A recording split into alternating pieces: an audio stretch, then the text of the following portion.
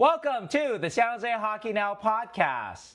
We've got a Macklin episode today. Macklin Celebrini has signed a 5-year, $94 million extension to stay with the Sharks. We react all to that. Also, too, we've got Pete DeBoer on the show. Pete DeBoer is the only Sharks head coach to bring the Sharks to the Stanley Cup final in 2016. Pete, great interview, great stories. Can't wait for you to hear some of his Macklin Celebrini stories, some of his Joe Thornton stories, some of his Joe Pavelski stories.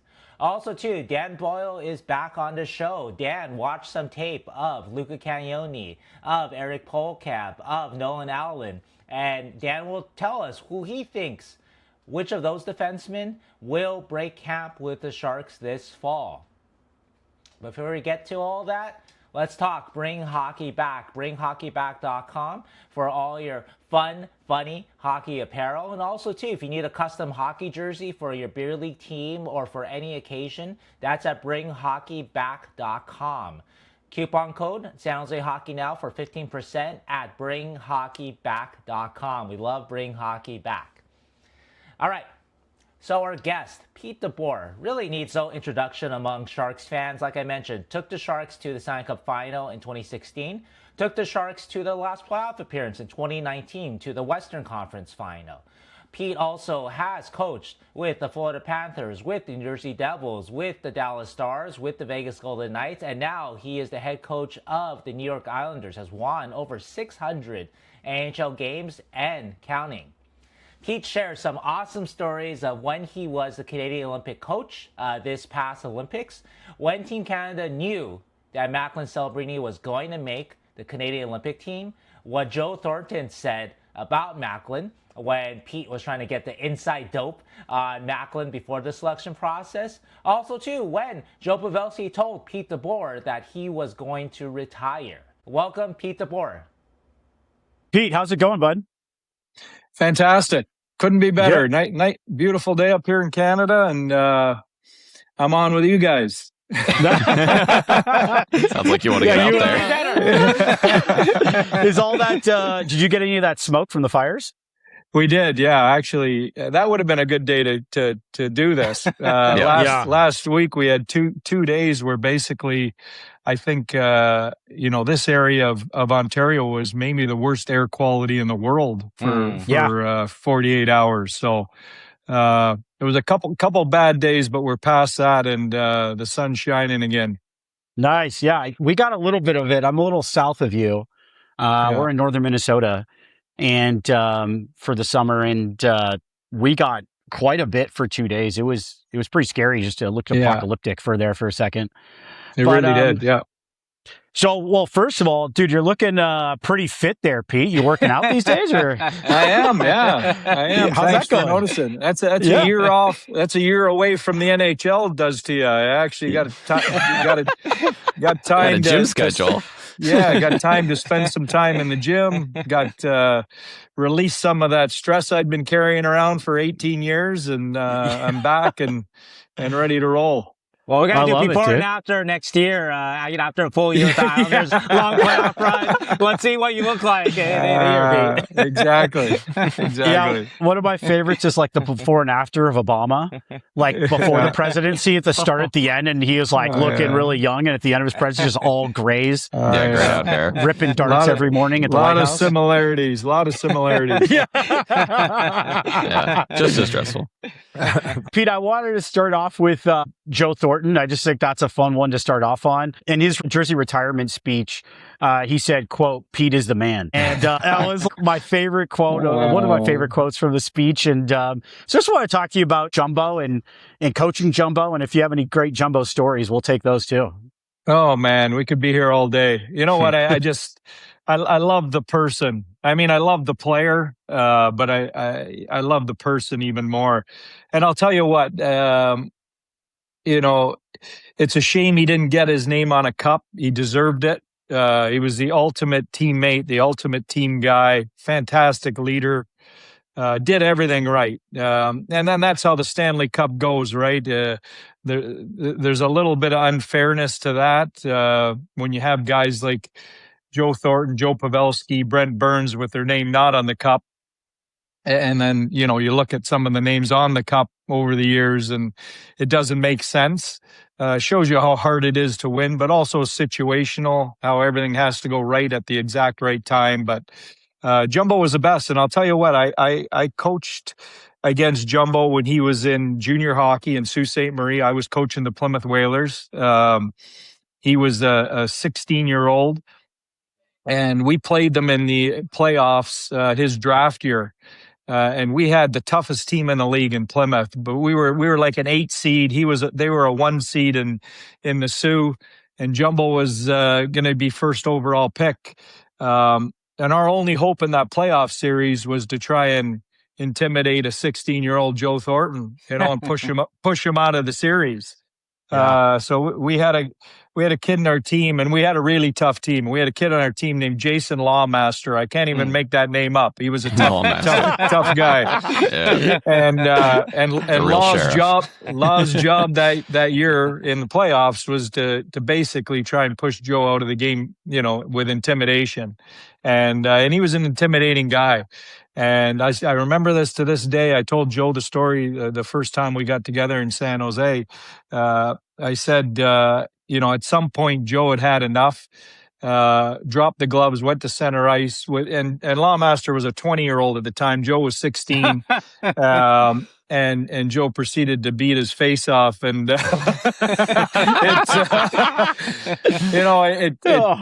it showed you what Joe Thornton was all about. He could beat you with the puck, physically, with skill, with finesse. He had it all. And on a teammate point of view, he was so good. One of my first meetings with him when I took the job in San Jose was that I basically had to tell him that we were naming Joe Pavelski captain. It wasn't the first meeting, but it was in the first month I was there. I don't know if everyone remembers, but Joe had been the captain. Mm-hmm. I believe Doug Wilson and maybe Todd McClellan. I don't know exactly what had happened, but it had been taken away.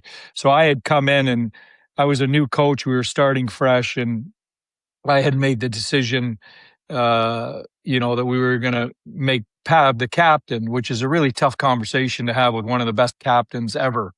But felt, it was time. Pav was coming into that age. He had paid his dues, and I knew with Joe there mentoring Pav, that we were going to get fantastic leadership, probably unparalleled leadership from any of the teams I've ever coached. And I can tell you, I was nervous as a coach going into that meeting. How's this going to go? And he couldn't have been better about it. He was absolutely on board. And I remember talking to Joe after. He immediately grabbed Pav after and said, "Hey, don't worry about me. I'm all in on this. Whatever I can do to help you, I'm there." And you know what? When I think back about the players I've coached, especially that level of player, Hall of Fame player, those guys always have some ego to them. That's why they're great. But for him to be able to handle that situation that way right off the bat with a new coach, that really set the tone for our team and the success we had that year and going forward there. And if you guys remember, I took that job that summer, and I remember people telling me, be careful, maybe wait for the next job. The window's closed there. The team had missed the playoffs. Jumbo was getting older. Patty Marleau was getting older. A lot of people in the hockey world felt that the window had kind of gone by the San Jose Sharks, and it was starting to close there. And couldn't have been further from the truth. I got there, we went to a final and I think 2 conference finals. So, that was my first meeting with Joe. And one of the last stories, I could go on about Joe forever, but I tell this story when I'm speaking about leadership. So I think it's appropriate here. Game 7 against Vegas, that epic comeback game. We're down 3-0. Vegas takes the 5-minute major, and we score 4 power play goals on that major. They end up tying it up, and we won in double overtime, Barclay Goodrow. But that first power play unit went over the boards when we were down 3-0. And at that time, Joe wasn't on the first power play unit. He was on our second unit.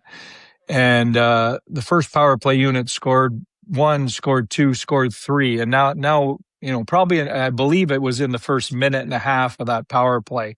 But they had been out there quite a while. It was almost time for a change. We had tied the game up. They were looking fatigued. And I remember going to Joe on the bench because he was a second unit guy. I was saying, okay, you guys are up after we scored the third goal. And, a guy like him, the game's now 3-3. It's game 7. The rink's rocking. We're still on the power play. I don't know if there's another athlete in the world that would have parked his ego at that point and did what Joe did. And he said to me, no, leave them out there. They're hot. Leave them out there. And we left them out there and they scored again. Wow. And when I sat and thought about that after, for him in that moment, not to make it about him, not, as much as he made a living in that situation, being a difference maker his entire career. And for him to park his ego and park that, probably everything in his bones, saying, "Yeah, I want to go over the boards and win this game for us," because of the situation. Huge respect for the man and his leadership and what he was all about. It's almost like he could predict it was going to happen in some way. He just knew. Yeah. Exactly. And you know what? And for him not to be a part of that again, after everything that, after always being not just a part of it, but the guy out there, his entire career in that situation. I just, I'm not sure, I've coached another athlete of his ilk that would have done that. And that tells you about him. That's, I think that's the ultimate for the boys, right? Like someone who will park the ego and also read the game, on ice level with all the emotions going on. And by the way, I thank Couture when he was on here as well. I thank Logan and wanted to thank you too, because my brother and I were at the game. And at the second period, halftime, we're going to get refills on beers. And the mood was just dead at the arena. Yeah. and my brother and I were pretty toasted, and we're just going around being like, "We fucking got this. Let's go, boys. We got this." So we're getting all the fans going. And there's a clip of my brother at the game, and it was, I wanted to say thanks because it was one of the best, if actually the best moment in my life in entertainment of any form. To be there with that many people, I mean, it was just, the energy is something I've never felt at that large, of a capacity ever before. So thanks for that moment as well. And I mean, that rink was literally shaking. It was unbelievable. It was amazing moment. It really was. And also to your point, I always said, nothing's better than Angry Joe. When Joe was pissed off, like your story before, like that was the best. Yeah. But Pete, what I wanted to ask you is Joe's ice level game reads. I want to talk to you about yours, and I know you will probably pivot to, it's the players, but you're 9-0 in game 7s. And I wanted to talk to you about the coaching aspect of not only game 7s, but, in series reads. You have injuries, you're reading the systems, you're reading the players at ice level in a series. And that's just the most incredible stat to me. I mean, 9-0 is such an outlier from anyone else. Tell me a little bit about how you get the team ready for a game 7, both in terms of in-series reads, but also how are you keeping them either relaxed or getting the right amount of stress, pressure? How do you manage that? Yeah. Well, it's a great question. And when I look back on that record, it is crazy to think about. And those wins have come in all kinds of different ways. I mean, we just talked about probably the most epic one against Vegas with that comeback. I've won on the road in double overtime in Florida. I've won at home, against Colorado in Dallas to move on, in a series we probably weren't favored in. So they've come all kinds of different ways, and there's been different heroes in every one. I think the one constant, for me has always been, and it kind of goes with my approach to coaching playoff series, is you've dialed in on a team for 7 games at that point, 6 games to that point. You know each other like the back of your hand. You know each other's tendencies. You know what's worked, what hasn't worked. And I've always believed at that point that, from a coaching perspective, that you just want to, you got to be really careful not to overcoach those situations. I think your natural inclination is I'm going to outcoach the guy on the other bench and do something that he hasn't seen yet. And you got to fight that urge. And what we've always leaned into is just the things that have worked, through the 6 games in that series. Maybe clean up, what hasn't worked, a couple things, but really lean into the positive of what has worked against that team and try and create that mindset for the group that, hey, this has worked in this 6-game series, and when it has, we've won. And I think there's a calming effect to messaging like that when it's not too complicated and you're not panicking or reaching for miraculous, results or ideas. That makes sense. Yeah. Yeah, it's just so impressive. Yeah, every single time. Yeah. Well, I'll tell you what, guys. There's a lot of good fortune that have gone into that, and people would tell you, and I've heard this, that I've lost a lot of series in game 4, 5, and 6 too over the years. So. Yeah, but just get it to 7. You're fine. Get it to 7. That's it. So Pete, there's a little bit of a connection between Jumbo and Macklin. Obviously, both Macklin's going to be the new superstar in San Jose, already is, and he was selected by Jumbo in draft night as well, which is kind of a cool story. Yeah. You were a Olympic assistant coach for Canada this past year. Did you talk to Jumbo about Macklin or about Team Canada, or did you know Celebrini was going to be a lock for Team Canada? Funny story. So I obviously was out this year until I took the Islander job the last 2 weeks of the season. But so I spent my entire winter on the Olympics. I went over to Italy for a site visit. Oh, wow. The general manager group involved me in the entire selection process. I sat in all those selection meetings with Doug Armstrong and Jim Nill and Don Sweeney and Julien Brisebois and that whole group. So it was a fabulous experience for me. But part of my job was watching the league. And scouting guys. So we had a list going into the season of probably 50 guys that we're watching for the 22, 23 spots. And obviously Macklin was on it, but I wouldn't say, if he was on it, he was on the back half of that list. He wasn't on the front half of that list. And the season started and we got a month in and, he was playing really well. He was starting to get some buzz. Some people were starting to talk about him in some of our selection meeting calls.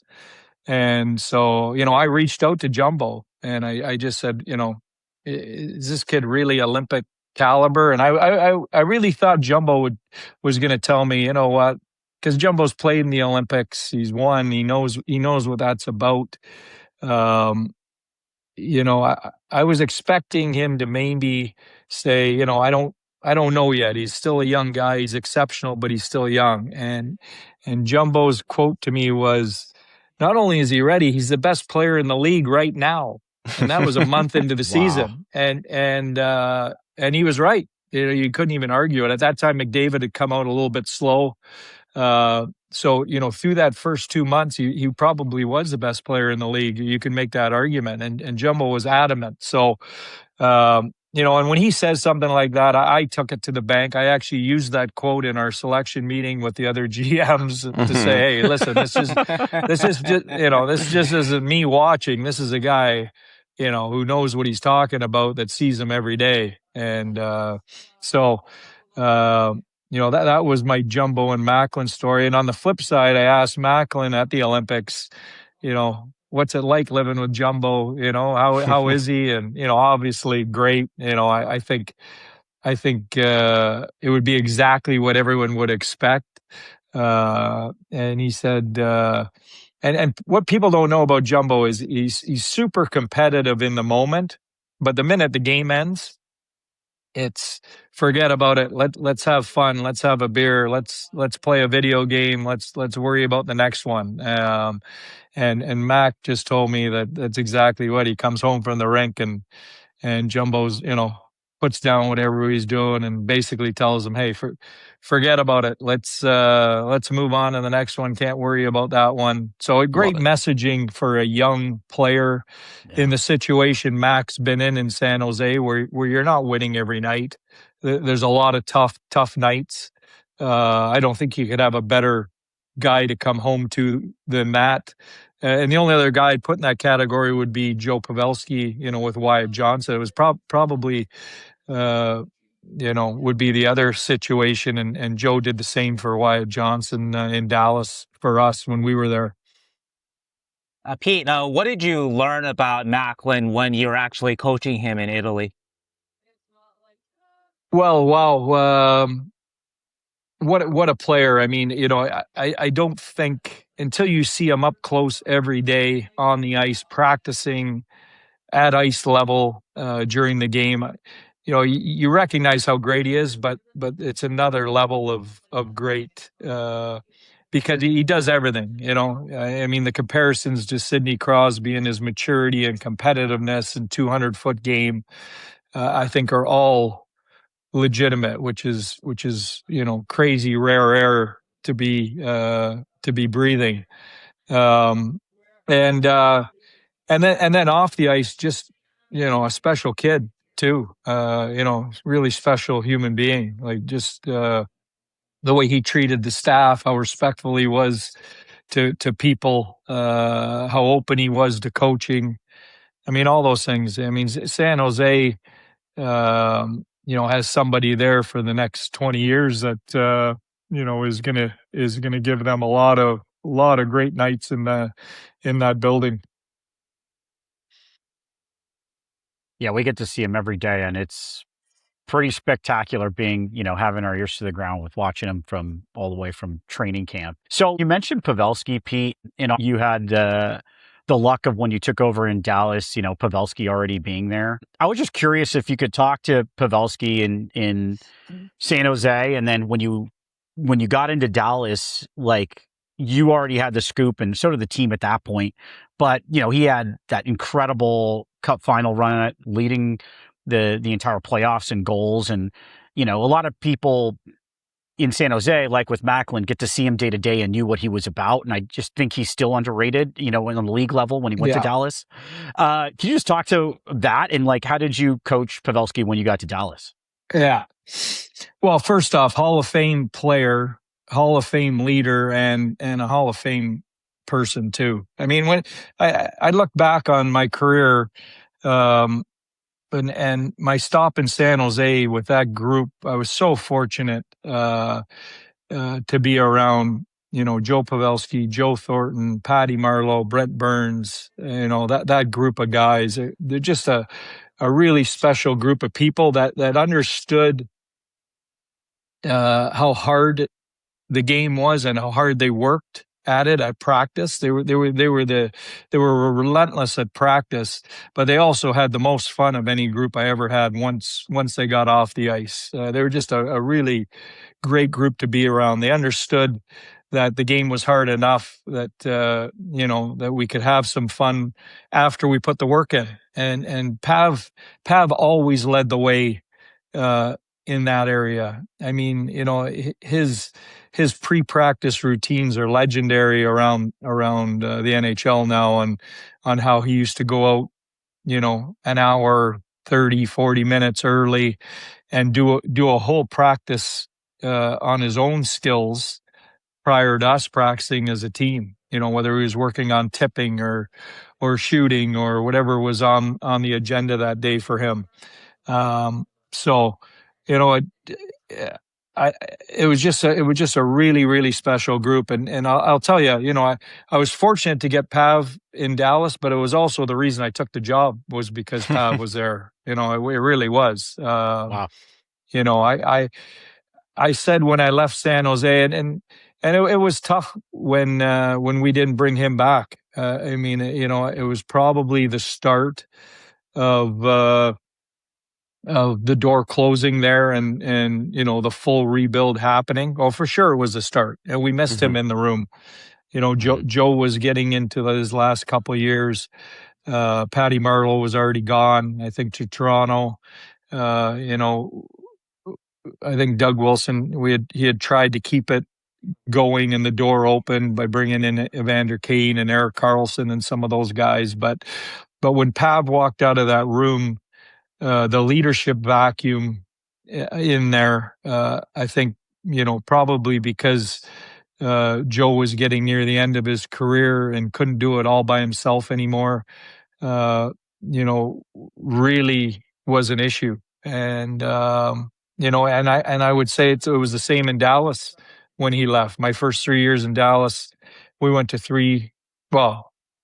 two conference finals with Pav.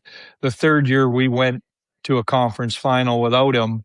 But we had we felt the vacuum of his lack of presence from a leadership point in that room. And I did, particularly from a coaching perspective. When Joe Pavelski retired, was there a conversation between you two? And what do you tell a guy like that when he decides to hang him up? I'll remember this. We were on the road. I had heard some rumblings behind the scenes, but it wasn't made official. He hadn't come and knocked on my door and said, "This is my last year." But he was, there was some rumblings. Is this going to be Joe's last year? Isn't it? He was still having a really good year. We hadn't hit the playoffs yet. I think we were probably a month or two before the playoffs started.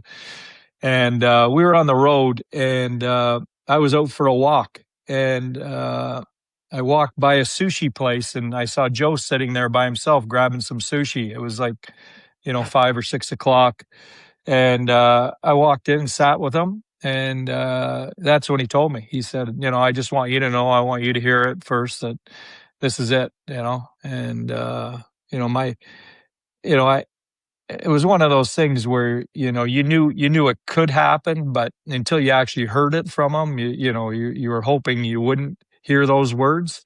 But he had thought long and hard about it, and then that year, the rest of that year became all, in my mind, about, well, let's try and win for Joe here and win Joe a Stanley Cup. And we came close. I mean, we got to the conference final against we beat Colorado, who I believe had won the President's Trophy that year.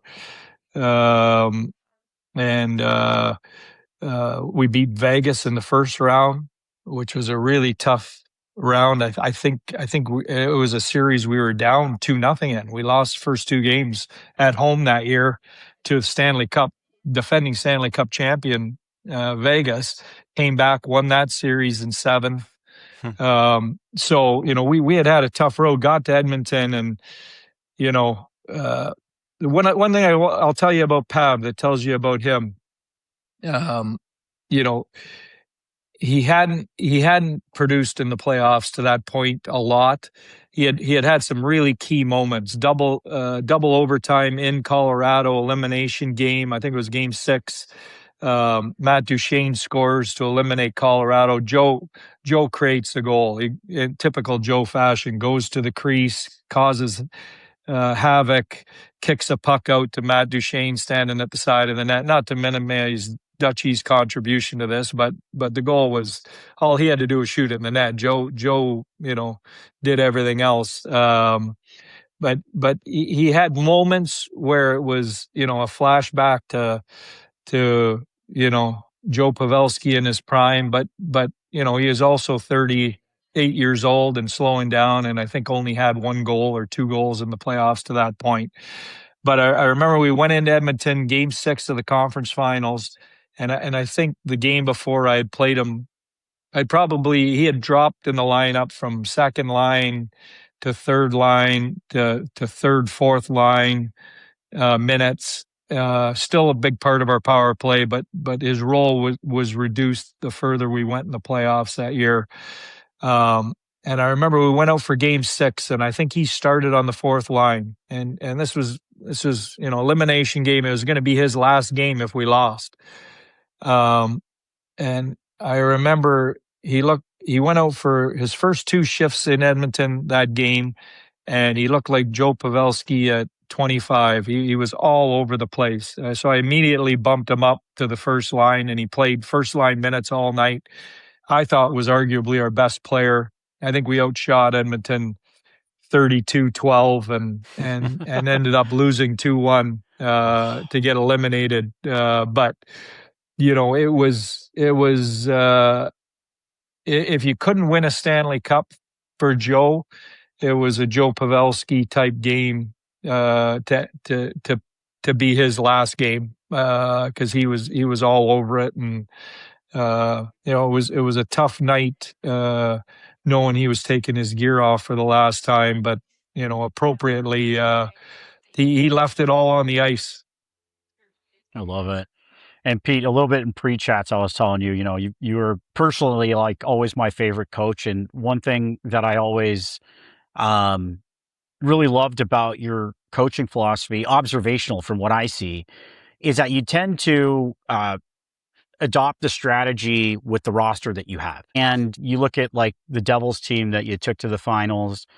And I was talking to a buddy when you first, Sharks first announced we're coming to San Jose. And I'm like, they're like, they're asking about you. And I was like, dude, can you name a defensive player on that team? No disrespect to that Devils team, but it was very offensive heavy. And they didn't have like a true number one. And that's kind of you're seeing right now in the finals is defense by committee. Then you fast forward to Dallas and you got this great rush defense. And then you have the Bernsey and Pavelski, tip plays that I don't know if that started with them practicing and then you adopted it, but you really tend to adopt the game to the roster. Can you just talk to a little bit about that sort of strategy that you deploy? And like when you take over a team like with the Islanders now, or like how do you just put us a little bit into that mind so people can understand what you go to study the roster and how you deploy your strategies? Yeah, well, you know what, that's everything with what we do when we take a job. You can't expect the group to adjust to how you want to play. I mean, we have some foundational pieces in the way, I don't believe in backing up and sagging and skating backwards and, accepting the game. Having said that, so, I mean, there's some basic foundational philosophies about how I think the game should be played, including being on your toes and pressuring the puck and trying to play in the offensive zone more than your own end of the ice and playing fast. But, within that, you have to adopt your systems to your team. And, that Devils team is a good example. Probably the 2 most defensive teams in the league, LA Kings and the New Jersey Devils. We met in the Stanley Cup final that year. The first 2 games in New Jersey were 2-1, 2-1. I mean, we had Ilya Kovalchuk, we had Zach Parise. We had a handful of offensive players, but, it was a real team game that got us there, including a 40-year-old Marty Brodeur. Yeah. When I got to San Jose, it was different. The challenges in San Jose were more about getting a group that had missed the playoffs, that everyone had told, the window was closing, that the best was behind them, and getting them to believe again. But there was also some individual things there. Like, people don't remember the year before I got there, Brent Burns was a forward. Yeah. He scored 30 goals as a winger. Todd McClellan and I went to the World Championships that summer. Ironically, Todd had got fired in San Jose. I was interviewing in San Jose. So, we were both overseas together on the same staff. I was running the D, and I had Brett Burns on my defense corps at the World Championships. And, Todd and I were talking about, is he a better forward? Is he a better D? And Burnsy is going to go down in history, as one of probably a number of guys you can count on one hand that could score 30 goals as a forward and win the Norris Trophy. No, it's unbelievable. It's crazy. It's like an NFL player that plays both ways. I mean, everyone talks about it, but who actually does it? This guy actually did it, and he did it at an exceptional level on both sides. So, I think Burnsy was a little confused. I think the organization was a little confused. What is he? We went to the Worlds that year. I ran the D Corps. Burnsy won the best defenseman in the tournament. We won the gold medal. Came back. I got the job in San Jose, and we made him a full-time defenseman that year. For the first time in probably a couple of years, and he ended up winning the Norris Trophy, and has been exceptional. And So there were some things like that when I came there, both individually, that we had to sort out. And the reality of that was, Burnsy made that decision. He went to the Worlds and played for me and showed, hey, I can be one of the best defensemen in the world. So, he sold me on that at the Worlds that year. So there was zero issue. On top of that, we needed an offensive defenseman probably more than we needed a 30 goal winger. So, it made that decision a lot easier. But, I went into Dallas, the opposite of kind of Jersey, where it was defensive oriented. Dallas had been an exceptional defensive team under Rick Bowness, and needed some offense. I think, Dallas had been one of the lowest rush teams in the league. So we went in with a mandate to play faster and create more rush and create more offense. And we did that and became a really good offensive team. Now, personnel decisions helped with that. A young Wyatt Johnson coming in, Thomas Harley, coming up through the American League. I think the bottom line is, back to your question, which we lost a long time ago. No, you're actually this is exactly it, though. It's showing the context of each team. It's exactly what I was hoping to understand better. So thanks. But go ahead. So you've got to look at all the pieces individually as a group. Yeah. What's the strengths? What's the weaknesses, and try and roll up your sleeves and get into that. The Burnsy situation was an individual thing we had to roll up our sleeves and decide. The style of play, Dallas, was one, an example of kind of a system decision. And you have with the Islanders, you have a singular talent like Matthew Schaefer. You're one of the few people, Pete, that's coached both Macklin and Matthew Schaefer. So what's something that they have in common that sets them apart, besides obviously that pure talent? They're Canadian, Sheng. Thank God they're Canadian. Canadian superstars. That's trouble for USA Hockey for the next 10 years. That's what that is. That's true. Hey, 2026, baby. We got 26. That's all we got. You know what? I'm amazed. I'm amazed by both guys.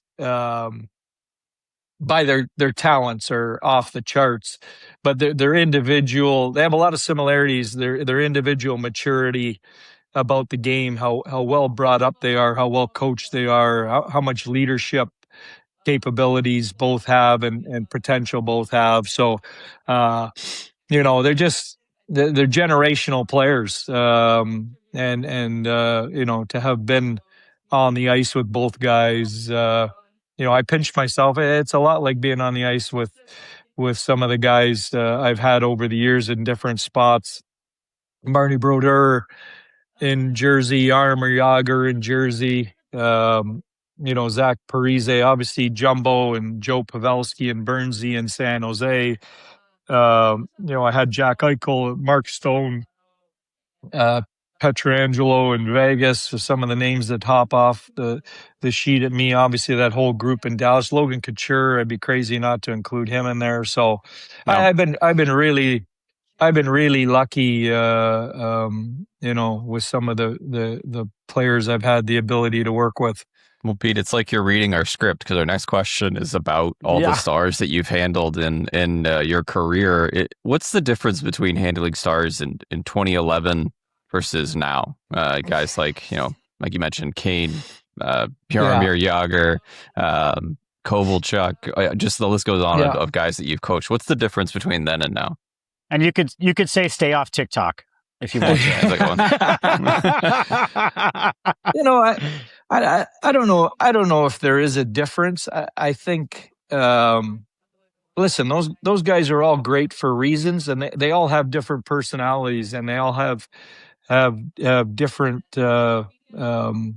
tendencies and ways that they want to be coached or not coached. I mean, I've had some great players over the years that don't want to be coached in the moment, are more than happy to talk about it the next day.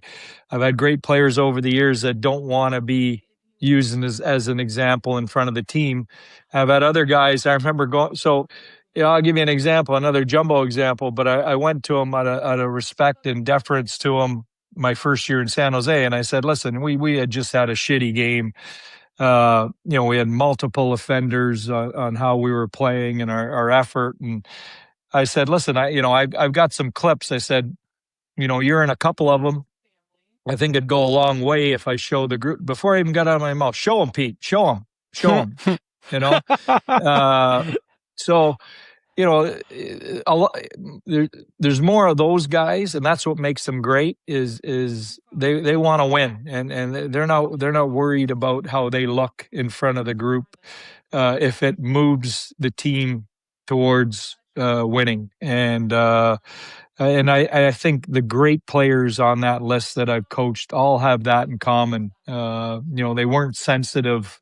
They weren't sensitive to hard coaching. They wanted fair coaching. They didn't want you singling them out, but they also didn't want special treatment. If you felt they could do something better, they were willing to hear about it. And Pete, we're almost done with you here. Really, really appreciate your time. Again, know it's beautiful out there. We got to ask you a couple of Paul Maurice questions in just a second. Yeah. But this is my question, though. This is going to be a hard one. It's going to be a great teaser. Analytics-based, Shane? It is not analytics-based. I promise. No, if you have an analytics answer, though, I will take it for you. Yeah, Pete, you always call me the analytics guy. That's not actually true, but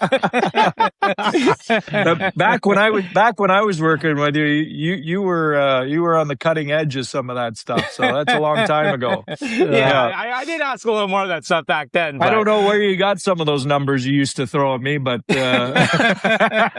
he's more of an eye test guy now. Yeah. I've evolved, Pete. I've evolved. He's a grizzled vet now. All right, but Pete, this is going to be a tough one, though. Okay, so you've got a 1-goal lead in a playoff game. The other team has your goalie pulled. Defensive zone draw. Name your team. Your players. Okay, defensive zone draw. Question. Yeah, got to protect the lead. Who do you got out there? Take the face off, and then, of course, 2 other forwards, 2 defensemen, and got to name a goalie, too. Anyone who's played for you. Oh, my God. Wow. Boy, this is a rough one. That's a really, really tough one. I mean, I'll start with net. I got to go Marty Brodeur. Okay. And honestly, face off, Joe Thornton, for sure would have to be out there because Joe, his length. The other thing with Joe is he had so much respect. The linesman, I swear to God, would drop the puck at his feet instead of in the middle of the dot. So that always gave us an advantage. I love that. Love it.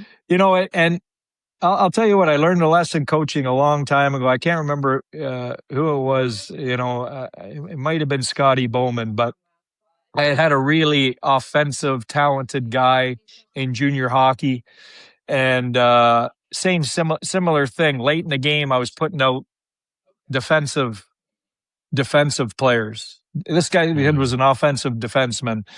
I was putting out defensive defensemen in those situations. And I remember talking to him about exactly this. And he basically said, listen, you want your most skilled players on the ice at that moment. They can flip the switch and turn that skill into a defensive mindset and get the job done. But you don't want to put out guys that are less skilled and assume that your best players can't flip that switch and understand to get it done. So for me, it'd be the best players I've coached. And, Jumbo Pav, because he'll lead a puck to win a game at any point. He'll block a shot. He'll do whatever he has to do.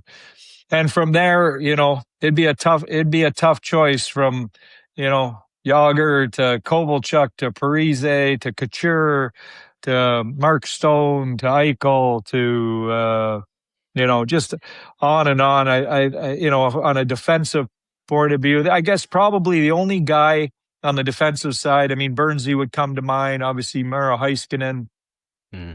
But I think Marc-Edouard Vlasic had that elite defensive toolbox that he would probably be the one guy you would give up some skill to put out there because he was defensively on a different planet than probably any other defenseman I've coached.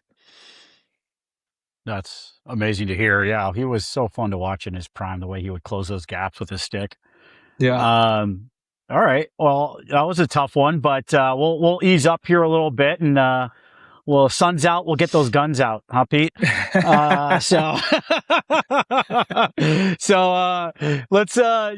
Obviously, a quick question on law school, because I just think that's so interesting. I also have a minor in law, so I love that framing of what it's done for me and how I see the world. And I was wondering, does that ever show up behind the bench at all? You know what? I use my law degree every day. I've said this before. I wouldn't have coached in the NHL if I hadn't gone to law school. And you know what? I think it's even more appropriate with today's athlete because the days of a coach tells you to jump, you say how high are long gone. It's just not there anymore. They want to know why. You've got to create a case for them. Both with videos, with analytics, with everything. So I still use my law degree on a daily basis. Trying to create a case for both individual players on why you need them to do certain things or be uncomfortable in order to move their own game and the teams forward, and also with your team. Yeah, otherwise HR's coming down on you. That's a perspective I never thought about in terms of hockey management. That's I still have my moments where I slip back to previous decades. Go a little Tortorella for a second. Try not to, but it happens once in a while. Yeah. Well, so, I mean, I know you spoke to this in ad nauseam, but your friendship with Paul Maurice, just anything you want to add there, things you learned from him, just growing together, being with each other, and even just friendship in general. Yeah. Well, you know what? Paul and I's relationship started when I got drafted to the Windsor Spitfires, and he was our captain. And I came in as a 17-year-old. He was an 18-year-old captain of that team, which at that time was unheard of. He was one of the youngest captains in the OHL, but he always had that leadership ability. It's almost innate. He was born with it. He was one of the few guys I've met that you could predict he was going to be a great coach if that's what he wanted to do at a really young age. I think for a lot of us, we kind of grew into the job. But for him, you could tell really early. He was just special that way. His maturity, the way he spoke, his ability to recognize situations, and he was fantastic. But we played together for 3 years. He then was my coach my last year in junior when I was the captain. We lived together in the summer. He owned a house while he was going to university, and I was playing some pro hockey that we all lived at in the summer. So he was my landlord. and then when I retired, I moved back in with him to go to school, to law school, and we were roommates, and that's when I started coaching. He needed an assistant coach. He had just got the head job of the junior team in Detroit late in the summer, needed an assistant. He asked me to fill in until he got somebody, and I fell in love with the job, and we ended up going to Memorial Cup final that year in Kamloops. But Wow. we stood in each other's weddings. I'm actually next weekend I'm flying to Winnipeg. His daughter's getting married, so we're going to see his daughter get married. Who, I remember I was coaching in Florida when she was born. So it was or it would have been junior hockey.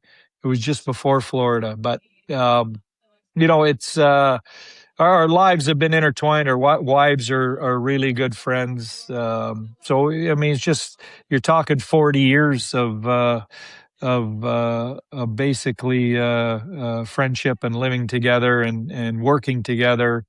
So I couldn't have been happier for anybody in hockey to win a Stanley Cup than him. I would put Joe Thornton and Joe Pavelski second, and then I'd put myself third. But Paul was the guy I was happiest for in hockey, because nobody paid their dues more than him. He came in, he did something that's so exceptional. He was behind an NHL bench as a head coach at 27 years old, which is absolutely insane. I mean, my first head coaching job I was 40.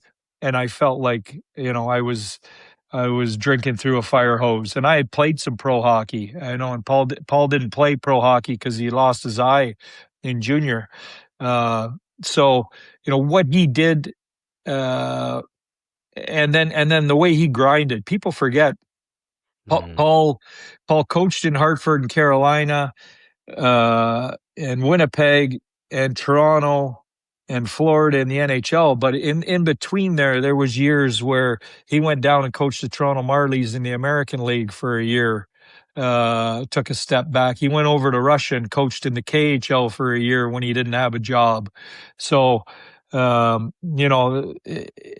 wasn't all smooth sailing. So he coached a lot of teams where he did a hell of a job just to get them to be competitive.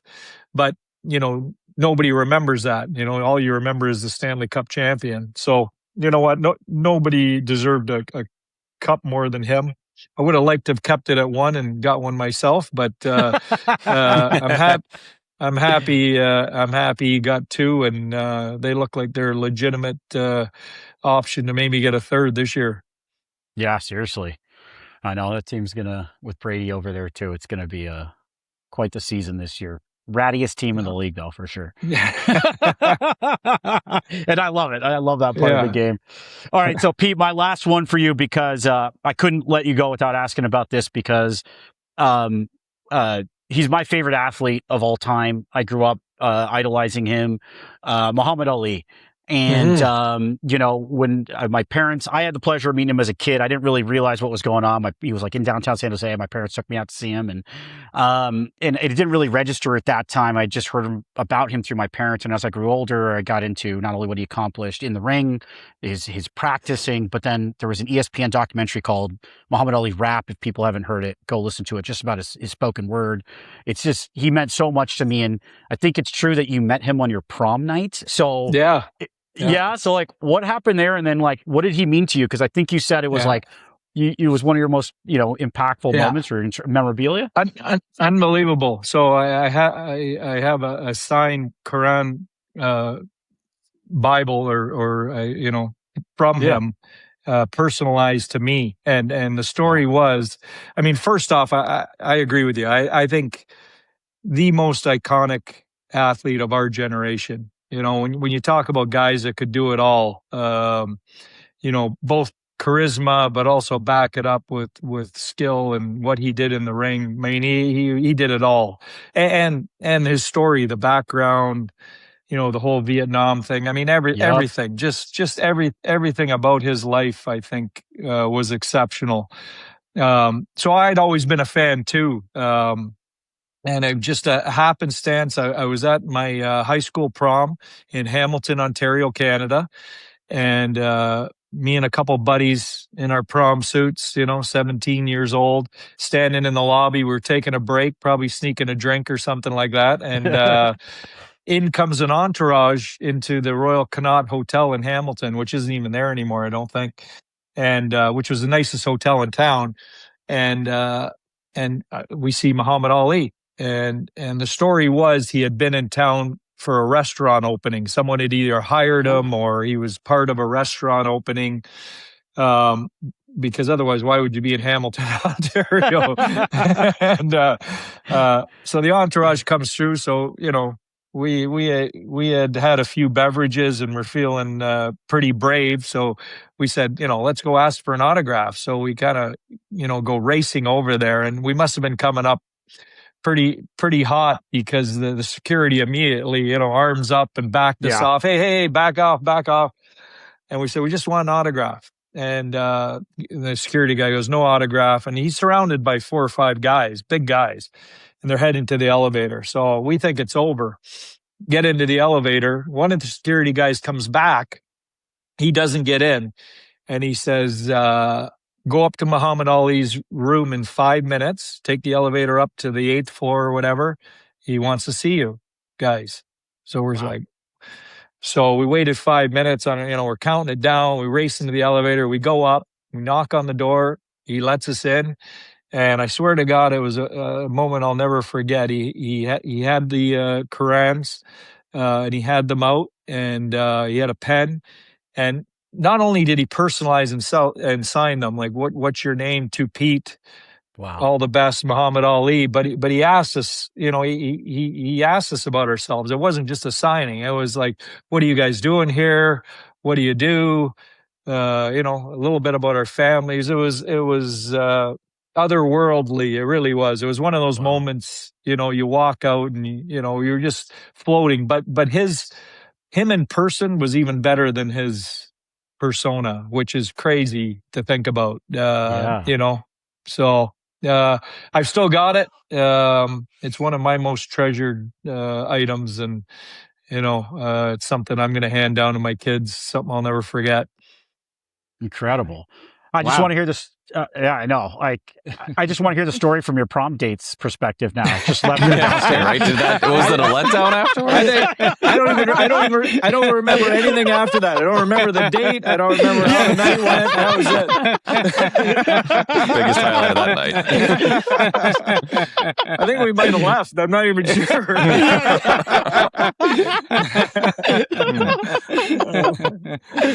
All right. Well, Pete, thank you so much for your time. We've taken up too much of it, but thank you for just how much you share, though. Just absolutely killer stories.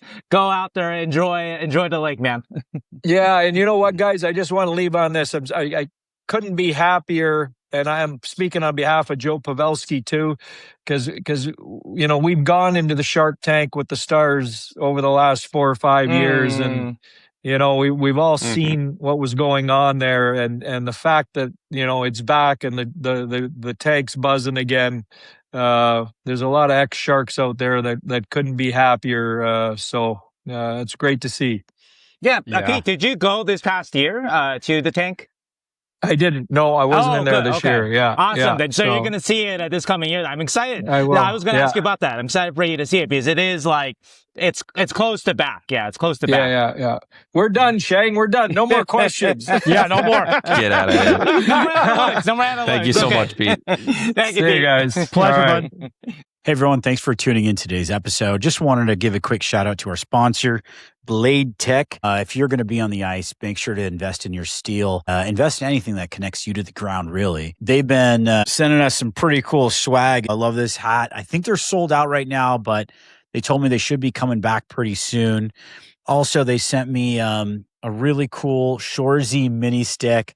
for all our Shoresy fans. And shout out Quentin Musty, Sudbury Wolves, Blueberry Bulldogs. Check this little thing out. It's actually pretty nice. It's got like that grip to it. I've been putting it in my daughter's hands and she started eating it. So got to get those microplastics. Also, save the best for last. Check this out. Teal Steel.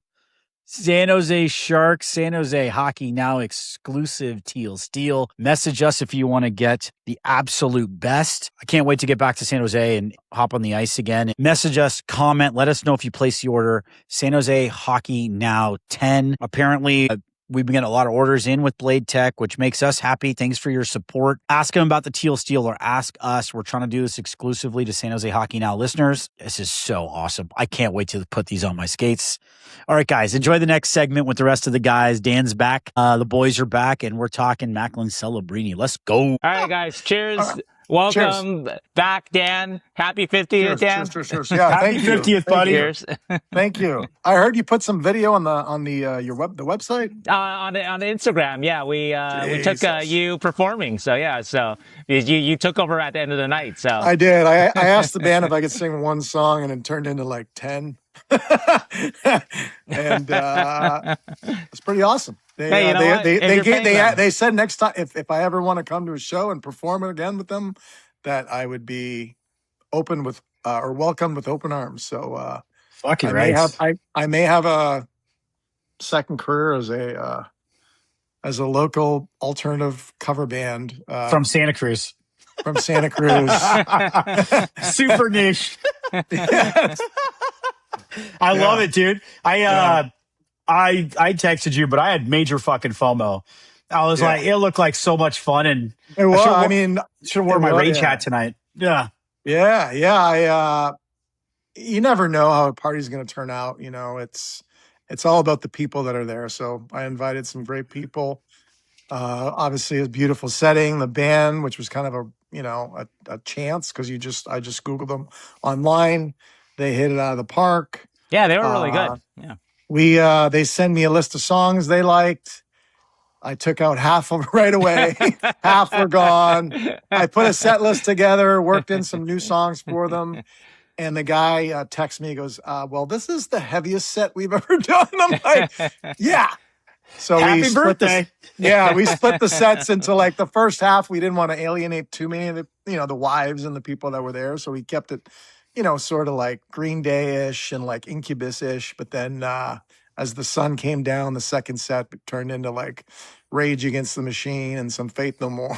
Yeah, let's go. On our Instagram is Dan doing some Commodores, which is I enjoy. Oh, when I sang Easy, yeah, that's the one song. Yeah, I was trying. Faith No More. Obviously, I wanted to play some weird songs, but it would have scared 90% of the people there. So he's the one who recommended. What about Easy? I'm like, A, it's an easy song to listen to. A, 90% or B, 90% of people will know it. Yeah, and it's a Faith No More / Lionel Richie song. So I think it turned out great. So thank you for coming, Shang. Zubair, go fuck yourself. Hey, thank you for and then having you kept me, sending Dan. me photos, and I'm like, "Fuck, man, why are you doing this? It's hard." Your true friend showed up, Dan. So that's true. That's true. Friends like these, eh? That's true. How you feel post party? I body like physically nothing's changed. I feel great. I haven't had to write down 50 on anything yet. I don't like the idea that I know everyone's age is just a number, but 50 sounds weird.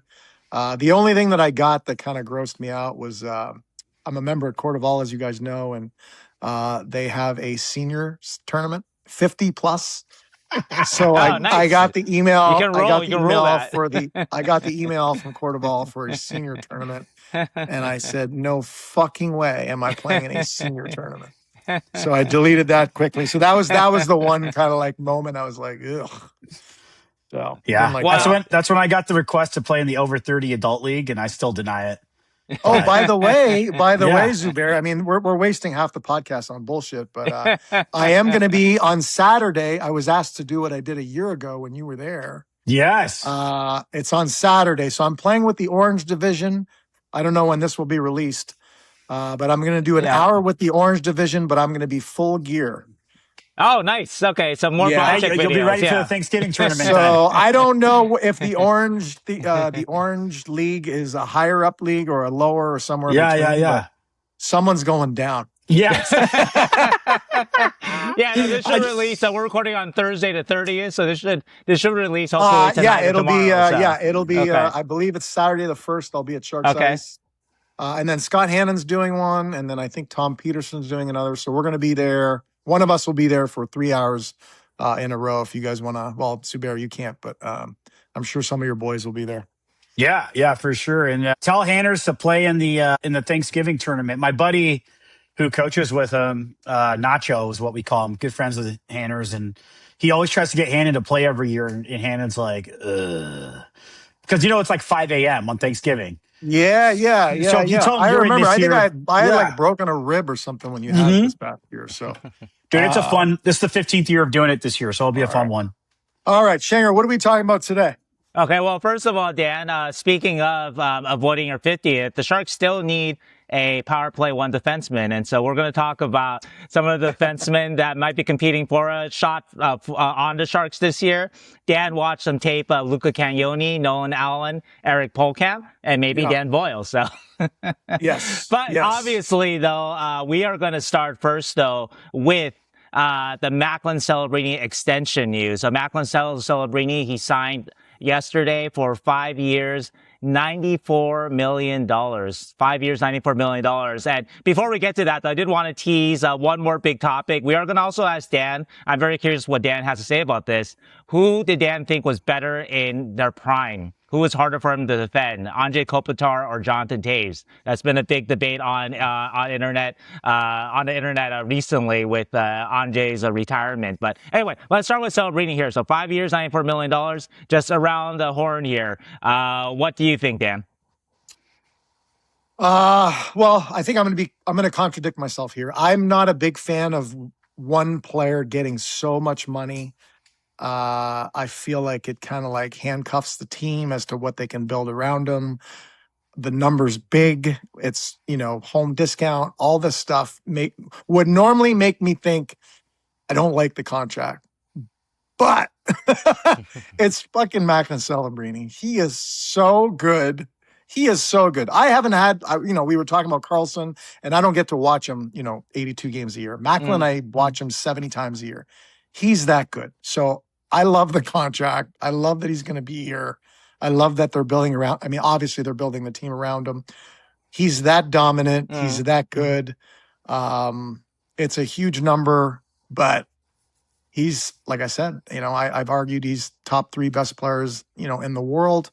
And in time with inflation and stuff, 3-4 years down the road, that number may be a regular number. Right now, it's jaw-dropping, but super thrilled that he's going to be here, and he's a dominant player even at 20.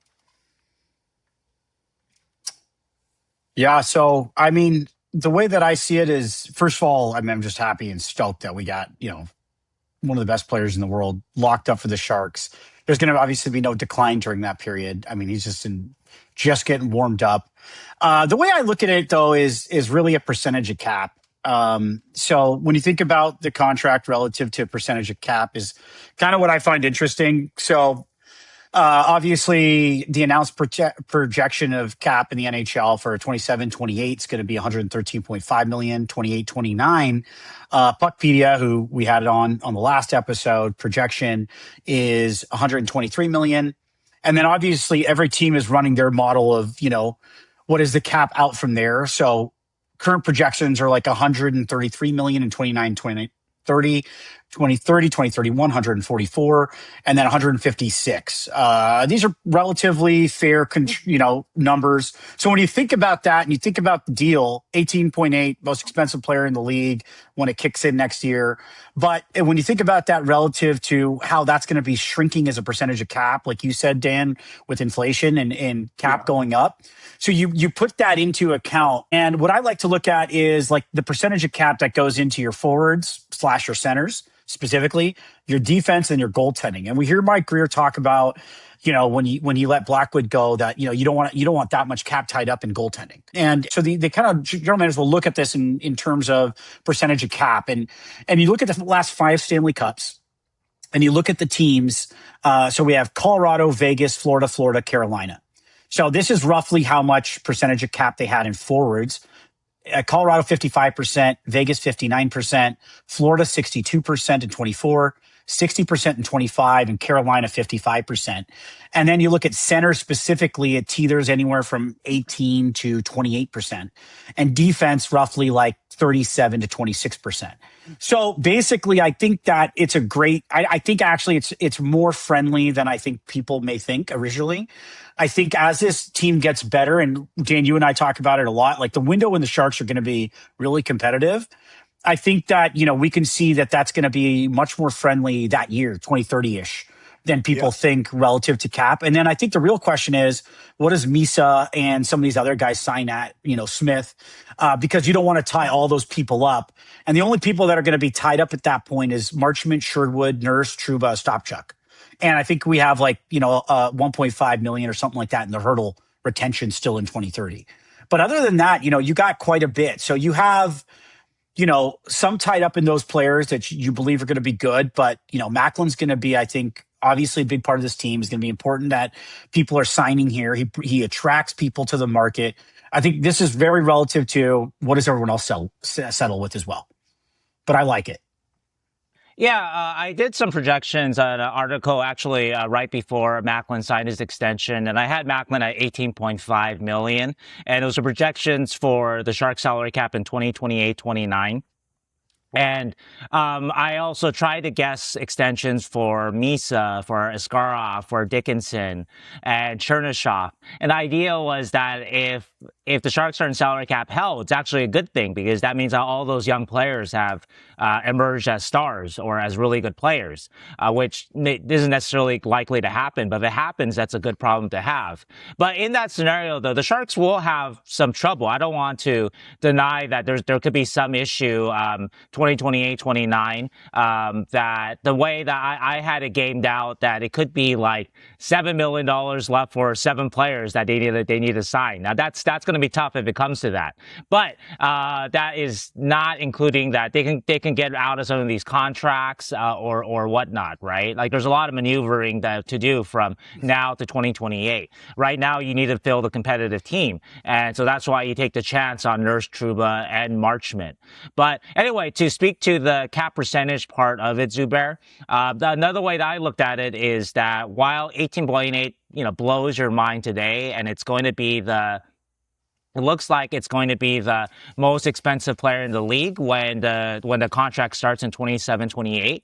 If you compare it to people that you would say are in Celebrini's breath as a player, McDavid, Ovechkin, Crosby, that when they signed their contracts, their second contracts after their next contracts after their ELCs, that, McDavid, for example, signed for 12.5 million AAV in 2017. And anyway, that percentage of cap. So Macklin's 18.8 and 2027-28 is 16.6% of the cap. McDavid's contract when it started was 15.7. Ovechkin's when it started in 2008-09 was 16.8 of the cap, and Crosby's was 15.34. And so Macklin's number isn't really that. It looks eye-popping because of just how much the cap has gone up. But for a player of his ilk, a guy that again in his second year, Hart Trophy, 4th in the Hart Trophy voting, Ted Lindsay finalist, first line on the Olympics, best forward, voted best forward or whatever at the World Championships. It's normal. It's reasonable. And all these guys, Celebrini, McDavid, Ovechkin, and Crosby, could have actually asked for the maximum. And they all did not. And so, what they left on the table is also similar too.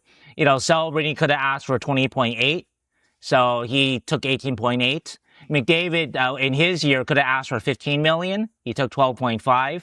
Ovechkin and Crosby were the same cap year. They could have both asked for, I think it was 10.06. That was 20% of the cap back then.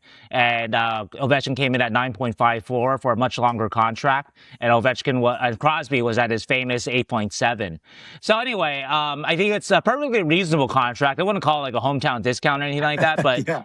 it's perfectly reasonable for the player that Macklin is. I think overall, though, I come out of all of this thinking, though, that, well, first, for Macklin, last year was such a surprise, right? Such a kind of a fun ride, and everything that he did was like, wow, he could do that. Now, though, every year now has to be like this past year. Expectations are now, there's no more surprise with him. If he's not a top 5, top 10 player every year, then there's going to be people that are going to be grousing about it. The second thing is for Mike Greer, that Mike Greer now has to, this explains or demonstrates why Mike was so aggressive this offseason, adding guys like Nurse, Marchman, and Trouba, adding $100 million of commitment to the Sharks salary cap for 30-something players, because he's got to show Macklin that he can take the Sharks to a playoff team in the next year or two, and then after that, take him to a Stanley Cup contender after that. And then you're going to go right into Macklin's free agency. So assuming that Macklin lives up to his side of the contract, Macklin's going to be able to ask once again for the world when he's 26 and he's a UFA in 2032. And so we'll see if Mike can show him that he, Mike Greer, the GM, is the right shepherd for the Sharks. And Keegan, you jumped on right on the right time. We're actually just starting, and we have all just given our reactions to Macklin Celebrini and his extension. So you can come in hot right here, Keegan. And what do you think? Who are we talking about? Who? Who? Mac?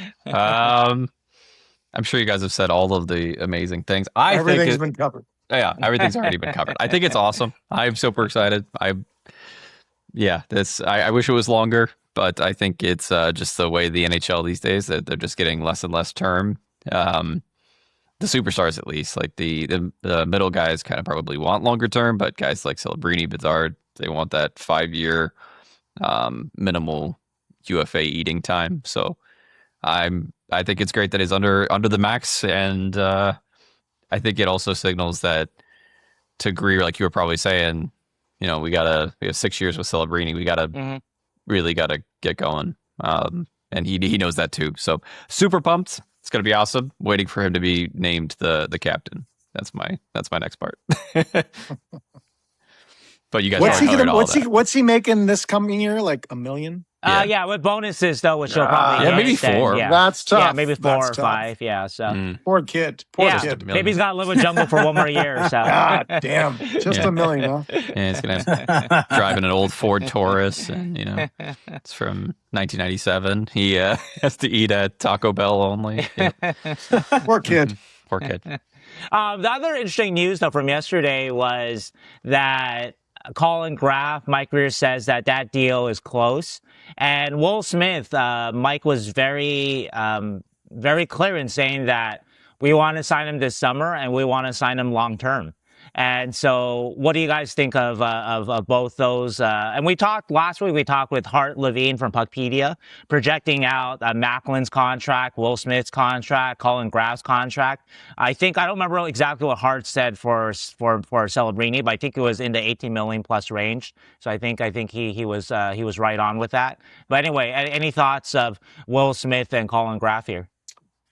Well, I've been very vocal. I love Collin Graf. I think he's a great player. I don't know where he's going to end up. I hope and I pray that they do lock him up. Will Smith, I think, in his own, is a very good player. He gets a little bit, because Macklin gets so much of the attention that sometimes we forget, to recognize what Will Smith has brought to the team. And certainly their chemistry is pretty awesome. So for me, I'm going to wait to see what those deals are going to look like. Because a player can be very good, but once you slap a salary on a player, it changes and distorts if that player's good or not. A player can play, you guys know, a player can play a certain way. If he's making $3 million, he's unbelievable. Mm-hmm. The same player is making 6 or 7. He's fucking terrible. So, Darnell Nurse. I mean, that's just Darnell what, Nurse, exactly. that's right. So that's just kind of the perception of it. So I like both players. I'm happy, or I hope to see them in Sharks colors for many years. I think they're both tremendous players, but the salaries will probably, unfortunately, be the defining, and with Macklin too, will define whether or not they were good signings or not. Well, and I just want to add to that. That's kind of what I was alluding to when I made my point about Macklin's deal. I think that what's going to be really interesting is if he signs Will Smith long term, what is that number? And once we get that number, we'll really know, like, is there like an added stress about how the Sharks are going to be able to afford a competitive team, 2030, et cetera. Stenberg's in there, Misa's in there, Graf's in there. We got a lot of players that are projecting to be, deserving a good payout. So, how do you construct that roster at that point? And that's where I think it's going to be really interesting to see what both these players sign at. But until we have a number, I can't, it's hard to speak on it any further. Yeah. Yeah, Graf seems like. Go ahead, Jay. Oh, you can go, Keegan. I was going to say, Graf seems like because he was an undrafted free agent, maybe the type that, if he takes a more team-friendly deal, it wouldn't be as much of a surprise. And he could, like you said, be just like the fan favorite because he's making $5 million and playing like a player who should make 6, 7, 8. That wouldn't surprise me because I think he's a great player, and Sharks kind of have these lots of good depth pieces at this $5-6 million range, like Sherwood and Marchment and stuff. Not depth, but like good players that are top 9 caliber to supplement the guys that are going to get 10 plus, probably like Smith and Celebrini and everything. So hopefully we get Graf at like a 5x5. That'd be amazing, but we'll see. I will have one more point after Shane's done. I want to shout out. I'm drinking Beckerovka, so I don't know if it's a shout out to Jonathan Becker, but I'm just going to Beckerovka. It's a is that Czech the stuff you buy, like liqueur, so it's nice and tasty and strong. So that's what I'm having right now. But anyway, looks like cough medicine. Yeah, it looks like you're drinking lean. Yeah, because of the Listerine. It has that cap, right? It does look like mouthwash. Yeah. It actually tastes pretty good, though. Anyway, is it whiskey or is it? It's a herbal liqueur. Get your breath spread. Actually, it is refreshing. I think there's some mint in here. But anyway, though, I think what was interesting about what Mike said yesterday was the commitment to Will Smith, because I like Will the player, but I think with Will Smith, though, it's not like Macklin. Macklin could sign his ticket. If Macklin wanted to sign for 2 or 3 years, then you're okay, sure, Macklin, whatever you want. If Macklin wanted to sign for 8 years, sure, Macklin, whatever you want. And then you throw a parade because you're getting Macklin to commit to you for 8 years. So Will Smith, there's still question marks about his game in terms of just like, is he a guy that is going to drive playoff success? But though, on the other hand, Will Smith, there is an incredible ceiling too. And so like, contracts that we talked about with Puckpedia last week, like maybe for Will Smith, a five times $50 million, 5 times 10, right, would be good for Will Smith, appropriate for where he's at right now. But you take the risk, though, if you don't sign him to a contract like that, right? Like, if you don't take that's a contract that can look really, really good if Will Smith explodes this coming season, which he's capable of. I do think Will Smith has 100-point potential. And so Will drops 100 points, then all of a sudden, if you could have signed him for 10, 11 million AAV this offseason, suddenly that number becomes like 15 million. Or something like that, something Connor Bedard-like or something, right? If Will explodes, and he's perfectly capable of that, and so I think that's the kind of the balance or the choice that I think Mike Grier has to make. It sounds like they've made it, that they want him long term right now, and so that is probably a smart move because again, you don't want it to kind of blow up in your face. And I think the perfect example of this was Mitch Marner. Mitch Marner, after his second year in the league, he had maybe 70 points, right? 60 points. He had a good year, but not not a dominant year yet, but in his third year, Marner had 94 points. And suddenly, like what was like a contract that would have been like 10% of your cap, which is what Will Smith, if it's 10 million, right? If he signs for that, that would be about what Will, or 9% of the cap, right? That suddenly becomes 13% of your cap. So again, like 15 million. And so that's kind of the gamble with that. Collin Graf, there's a little more certainty there because he's not offer sheet eligible. And so, he's going to get locked up no matter what. It's just a question of, but still the same question though. Will Smith has a little bit more of a resume than Collin Graf insofar as Will Smith has been pretty good for a year and a half. Collin Graf has had one really good year. Granted, it's like a more well-rounded game than Will Smith, which, some people may favor. But, for my career, then the question is, okay, is this Collin Graf? Is this the real deal? Is this going to be Collin Graf every single year, or is he going to get even better?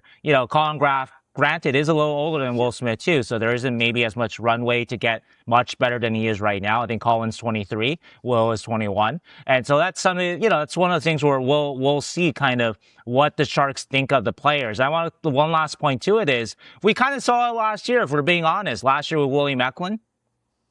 He was also a player that, Sharks could have offered him 8 years. They could have offered, and granted, I don't know if William wanted to commit to 8 years here too, but the 3 years was a little bit of, hey, let's see who you really are. And, William had, Eklund had not as strong a year, kind of a step back year. And after that one step back year, they jettisoned him before he, maybe potentially would have lost his trade value. And so I think that's a question that we've seen the Sharks answer before. And so I'm curious how they'll answer that question, their belief in the player with the Will Smith and a Collin Graf. All right. So I don't want to talk for too long. There's two things. I'm sorry, Dan. No. Because it's my second time go around here. So two things that are bouncing around in my head are one, the Sharks 2026, 27 are going to look significantly different than 2030. I think of a Brad Marchand that goes to Florida. Why? Because he's got a chance to win a cup. There's going to be a couple of those guys in 2030 that we're not even thinking about right now. When the Sharks are close, that are going to be there. Okay. So there's probably 2 or 3 of the Brad Marchands that are going to be there in 2030 that are going to be part of the equation. They're probably going to be, quote, underpaid. Yeah. So fair. What I think, so my second point is, again, I'm a former player, right? And I know that we are, as I've been on the media side and we're very locked on points. But again, the player in me is, as a GM, I'd like to think you're identifying your nucleus of guys that are going to help you win. And sure, Macklin getting 93 points next year will probably be looked as a failure. But for me as a GM, it's about winning hockey games. Sure. And I think you got to identify the nucleus of guys that you think will help you win regardless of the points. And I don't know if Will Smith and Graf, depending on their numbers, are part of that. Numbers meaning salary-wise. That's up to Grizzy to decide. But, Florida, for example, you have Aaron Ekblad, you had Bobrovsky, you had, Tkachuk. Now you got another Tkachuk, but the freaking Barkov. Yeah. They identified 5 or 6 players that they're going to build around, and obviously they had a successful run. So the Sharks are kind of in that position now where they need to identify who these guys are. Yeah. And I believe that in 2030 there's probably 3 or 4 players that we're not even talking about that are going to be on this team as they challenge realistically for a Stanley Cup.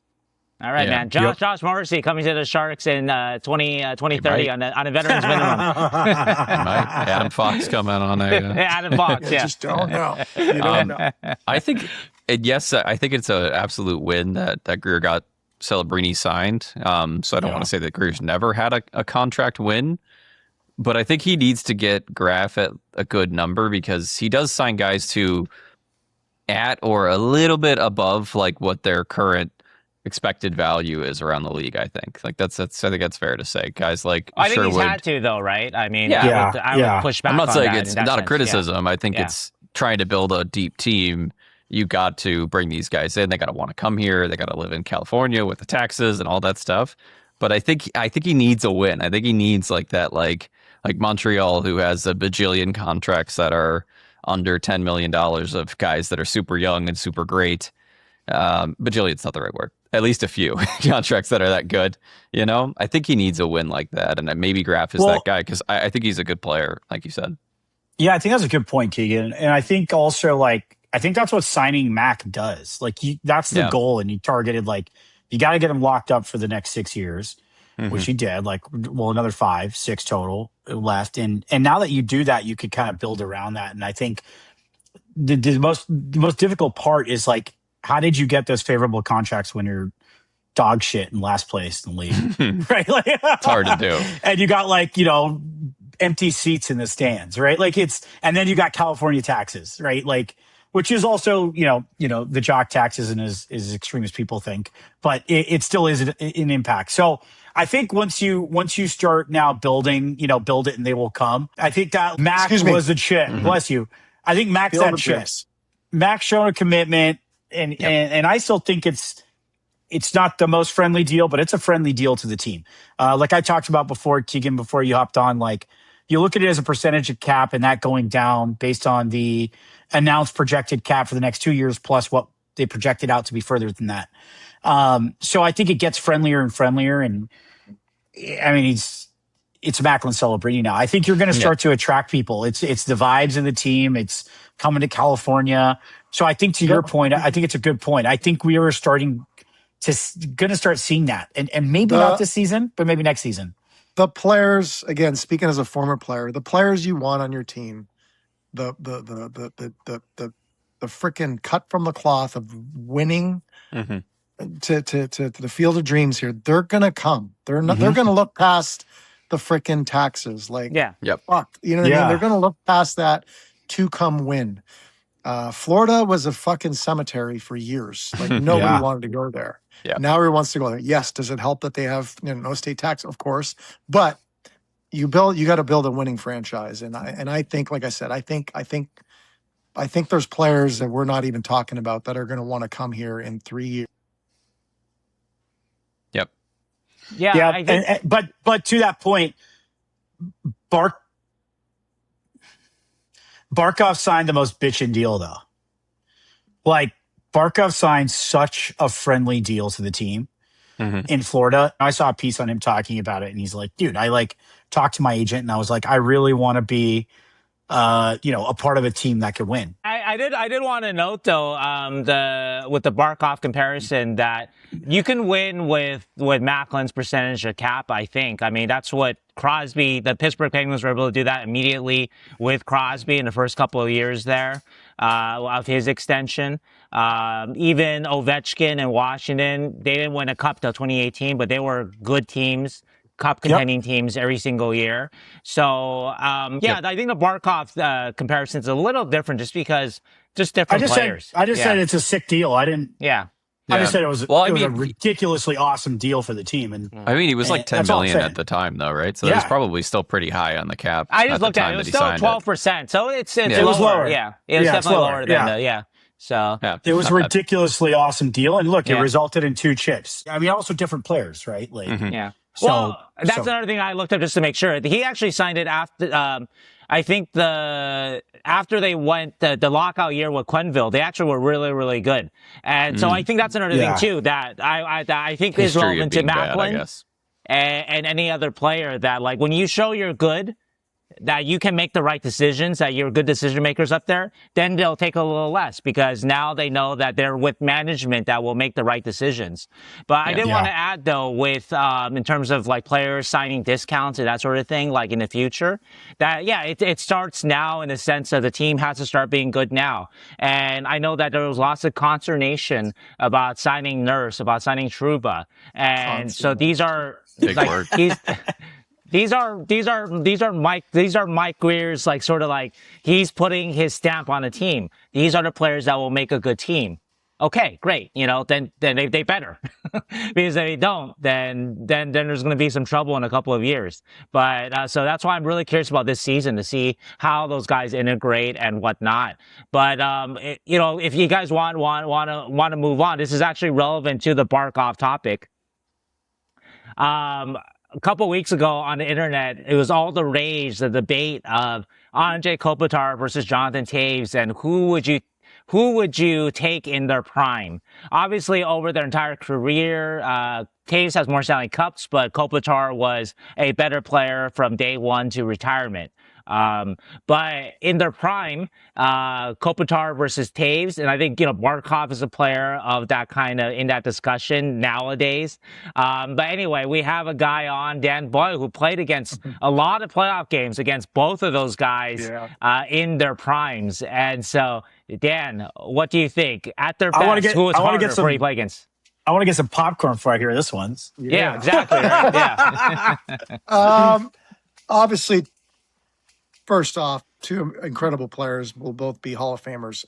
I believe you guys, the media, is really big on points. Yeah. So I did do a little research. Kopitar has many more points than Toews. Played a little bit longer. So that doesn't change my opinion. I don't know that you guys are going to like my answer. You played against him. I do. So the problem I have, and it is a problem into skewed answers. I'm like on the jury, and I feel like I'm tainted. So I'm a bad Get juror. him out. With Toews, there was Kane. Yeah. There was Toews and Kane. There was fucking Seabrook, and they just had that powerful Hossa and Sharp too. So Keith, so Duncan it's Keith, hard. It's hard Chalmerson. because they came up at the same time. Kopitar for a little while was kind of by himself. Not to say that like Drury or Doughty was there. Obviously, Jonathan Quick.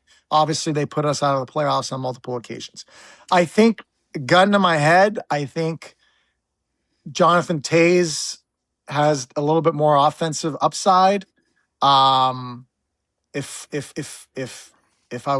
had to like build my team and I needed like and I know him as well a little bit, so that's also biased. That's why I'm a tainted juror. Kopitar is more of a well-rounded, could play that defensive role that Barkov can do, whereas I wouldn't see that with Toews so much. Really? Because Toews was a Selke guy. Like you don't. I just don't remember. I don't remember him. I don't remember him that way. And again, it's just the eye test.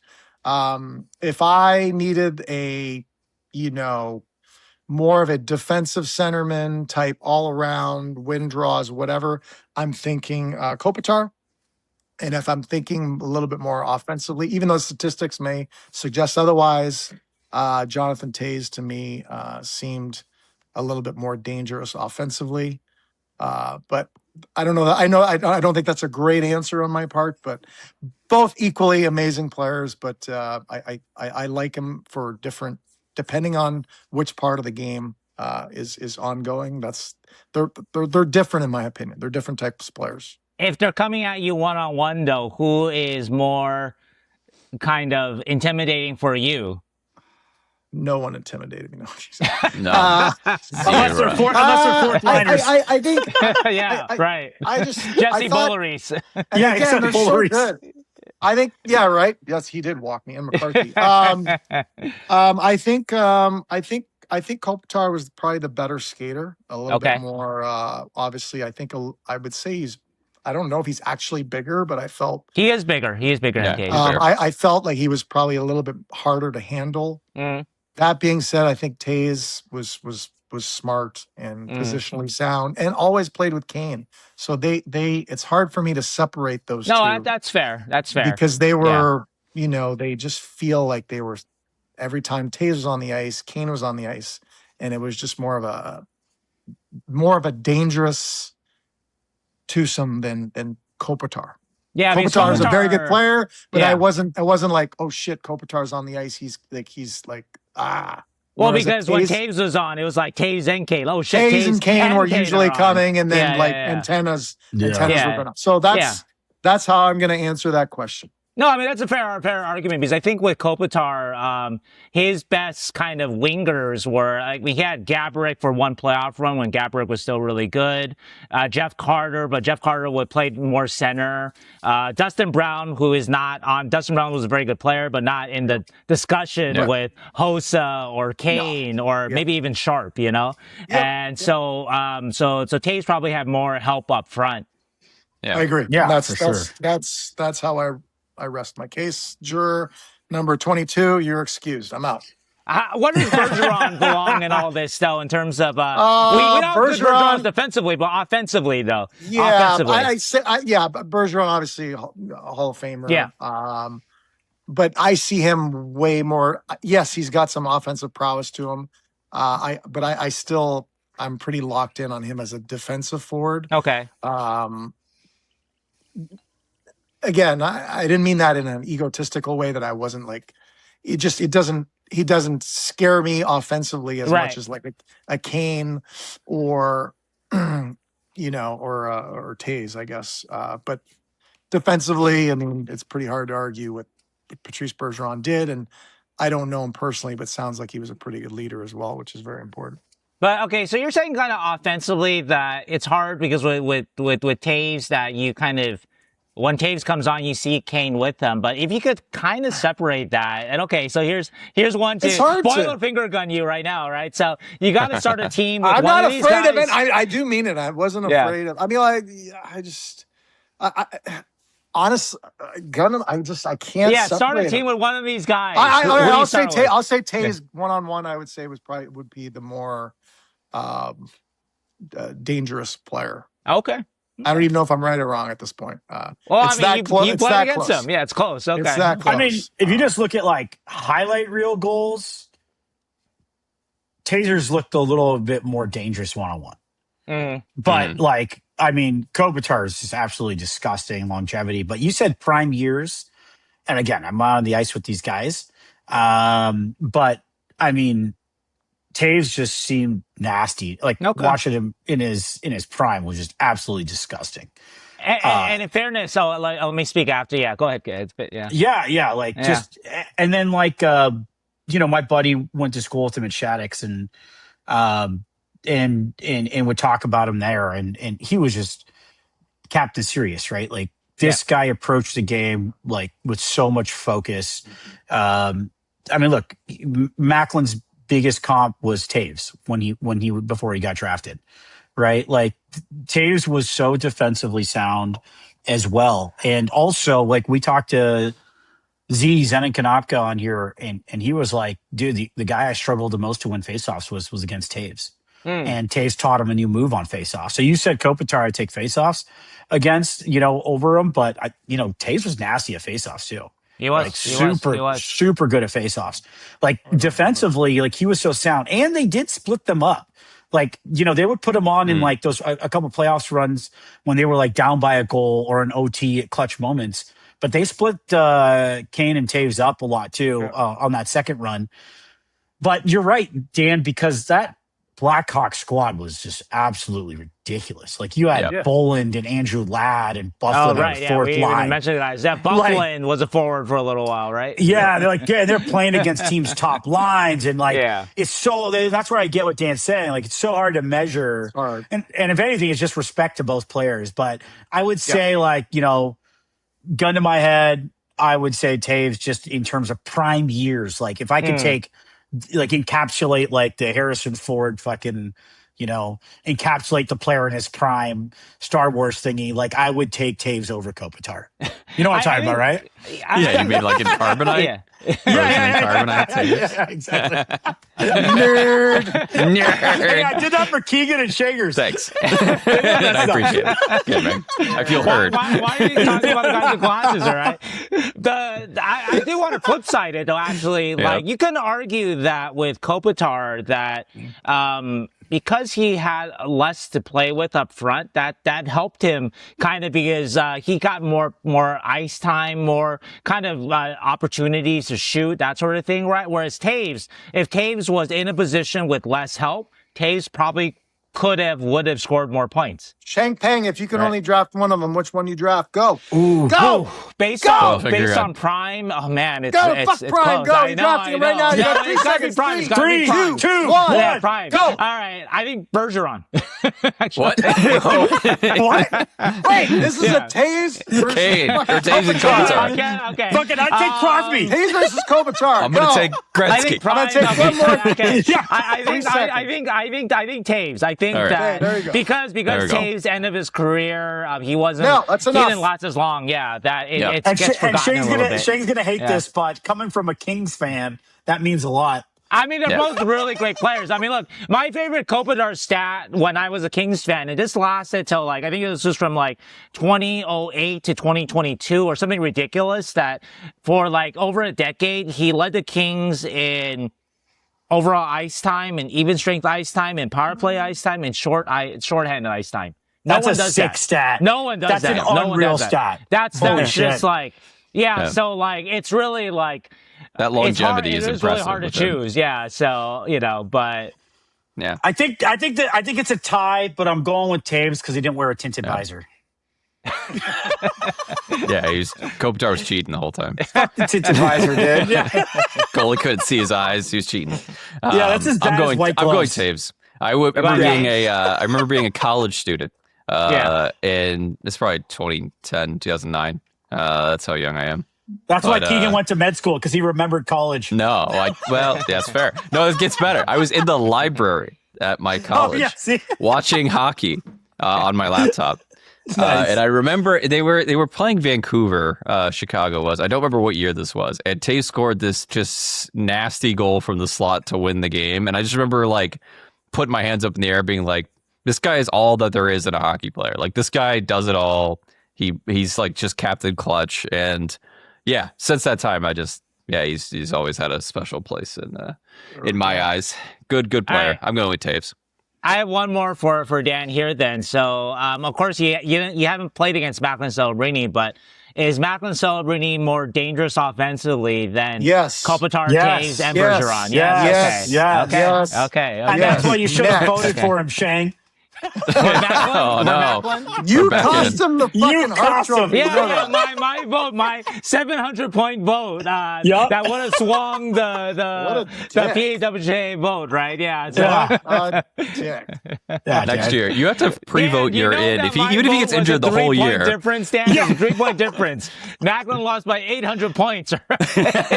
That's not how I see it. That's not how I see it. You Well, fucked that's him. not how a lot of the Sharks fans You gotta see it, too, to be write it. honest, You so.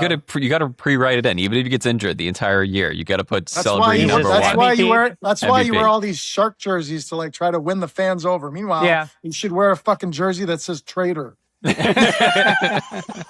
All right. I'm going to petition next year to call the trophy, the MVP, the Macklin Valuable Player Award. All right, Nice, guys? nice. I like Most it. valuable player to his team. Most valuable Macklin. Macklin Most valuable Macklin to his Celebrini. team. Who did you're not? You never told us who you voted for. You're not going to. I did. right? No, I did. I put out a story. So Who was it? I didn't read I was it. Connor McDavid.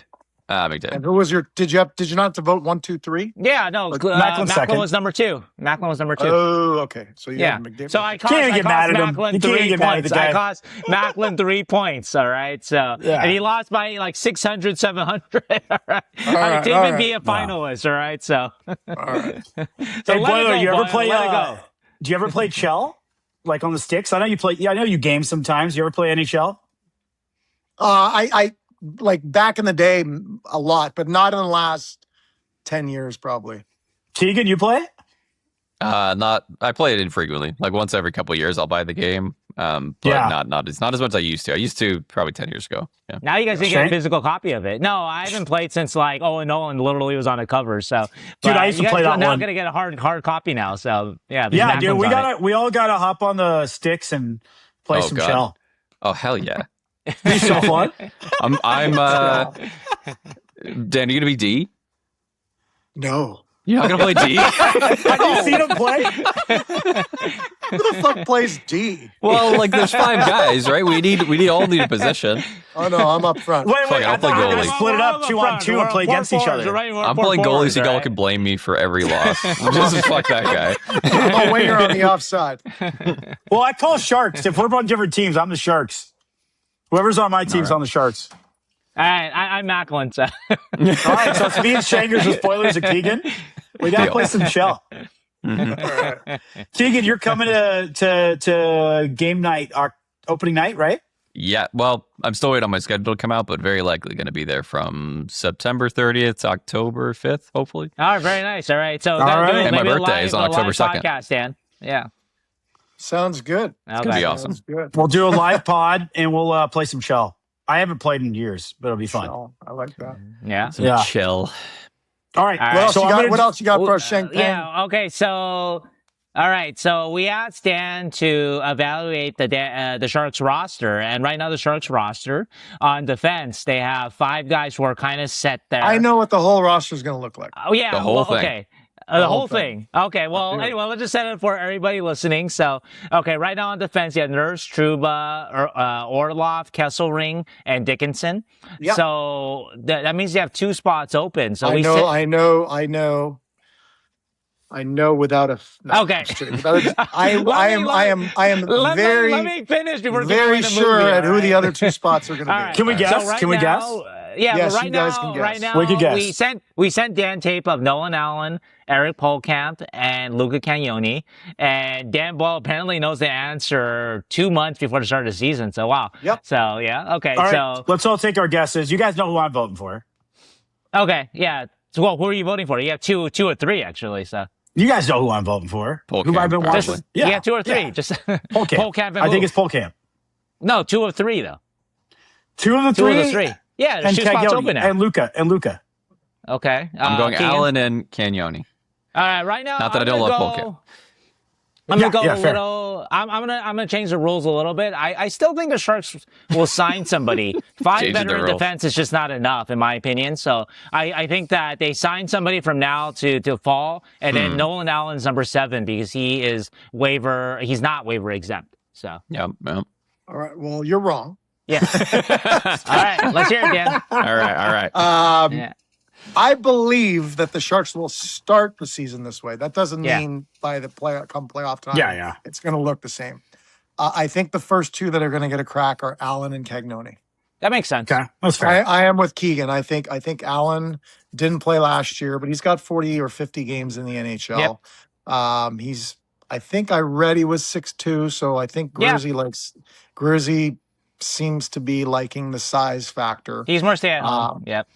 That being said, you can have one small defenseman, and they need, obviously Nurse and Kesselring are going to get their minutes on the power play, but you got to give Cagnoni a shot. I think you just have to. That's fair. He's been in the minors. He's gotten a couple cups of coffee, as we like to say in the NHL, but give him an opportunity. Give him an actual opportunity, whether that's 10, 15, or 20 games or whatever that number is. Give him an actual opportunity. So I think he starts the season in the NHL. Allen's probably your 7th defenseman to start, and then he gets put in whenever somebody struggles. But I think that's how they start. I think with Cagnoni, though, I think the question for him, and I agree And that Pohlkamp is the first call up. Yeah. Should Cagnoni fail? with Pohlkamp, I want to see him go to the Barracuda and run that power play and be really good at that. And then, maybe then he earns a shot. But with Cagnoni, though, I think that he's a guy that if he can't run your PP1, then he's a guy that I don't know what his value is in the league. And so that's what we'll have to see in training camp. And I want to see him succeed. But I think that there is a good chance he'll get that shot to do that. But if he can't do that, if you can't run your PP1, if he's down to, okay, he can run a PP2, well, the Sharks have a ton of guys who can run a PP2, but also have a lot more a lot more to their game, like Nurse and Trouba and Orlov are capable of that. I did do my homework because you guys pay me so much money. We do. The retainer is massive. I This is a great time to thank our sponsors. I did watch, film, and it was 3 games, and I like what I see. I don't think I saw any of the games he was in live, but in person. But I like what I see. I think there's enough there to warrant. I think there's enough there to warrant an opportunity. And by opportunity, I don't mean 2 or 3 games. I mean, like, he needs to have the coach's blessing. Yeah. You're going to get your looks. You're going to get your time. I don't want him to be sheltered playing 7, 8, 9, 10 minutes a night. The kid needs to play his, 15, 16 minutes a night, get his power play time, give him a real opportunity, which, is what I finally got in Tampa. And that's kind of what I want to see from the Sharks in regards to him. And then it's up to him to just kind of, deliver, I guess. I mean, Dan, go ahead. Yeah. Yeah, I just want to add to that, too. I think this is the first time the Sharks have had a defensive core that you can insulate a guy like him. I don't think it's just all on him and the way he played. I think it's the first time that you can insulate a player and bring up a defensive player into this roster and give him a little protection, a little coverage. I don't think this roster was constructed for Luca the last couple of years. So I think just to put it just on the player, I like that he's, like you said, he got his cups of coffee. But and Mike Greer said it best. I think, because how well he did his first year in the AHL, a lot of people think he didn't improve the second year, but there was significant improvement in his skating, maybe a little bit more desired on his first couple of steps. But, I saw some great defensive stuff he was doing in the boards relative to his size. But now you look at the veterans he's got around him. So I just love that insulation, I think, is going to be key to his development. And to your point, Boyle, I want to see, a little bit more grace given to him to be himself. And I think the roster gives him that now. Like when you stepped up in Tampa Bay, who insulated you a little bit? Well, my situation Florida. was different. Yeah. I got to Tampa and the team was 31st out of 32 teams. It was kind of like, it was almost like and I made the decision to play my game. I don't know what his actual game is. I don't know where he comes from. I saw, 15 minutes of tape, but I think obviously he's not going to be brought up halfway through a season when the team's, at least I don't think that's the game plan, where the team's out of the playoffs. So he's not going to have that kind of free reign. It's going to be a little bit more heightened where, hey, he's going to probably, hopefully start the season and he's got to show what he's got to do. So there's going to be some pressure there, but who he gets paired with will be big. Ideally, obviously we got size. We got plenty of size on the back end. Hopefully whoever gets paired with is somebody that. Who do you guys think he's going to be paired with? I'd love a Cagnoni Trouba. So it's a lefty righty Trouba, that bigger retrieval guy. Yeah, it's kind of tough because then you probably want more minutes for Trouba than you'd give to both of them, right? Cagnoni's have to justify being able to play that many minutes 5 on 5, so which I think is tough. a concern. Yeah, so. But I think for a guy that kind of matches him needing a bigger physical guy, Trouba would be the one. But I don't think they're going to do that. So. Yeah, and as the team gets better too, the other thing is, I've only got 15 minutes of tape, but like as the team gets better, you're in the offensive zone more. You're not constantly spending time in your D zone. So instead of if he's playing 16 minutes a night, maybe last year he's spending 8 or 9 of those minutes in the D zone. Next year, maybe he's only spending 3 or 4. I think there's an advantage to him playing on a better team, if you will. And like you were saying, Zubair, just kind of like bringing a guy up, putting him in a better situation to succeed, where obviously his bread and butter is going to be in the offensive zone, right? Yeah. So, I think, shorthanded, he's probably going to be on the bench.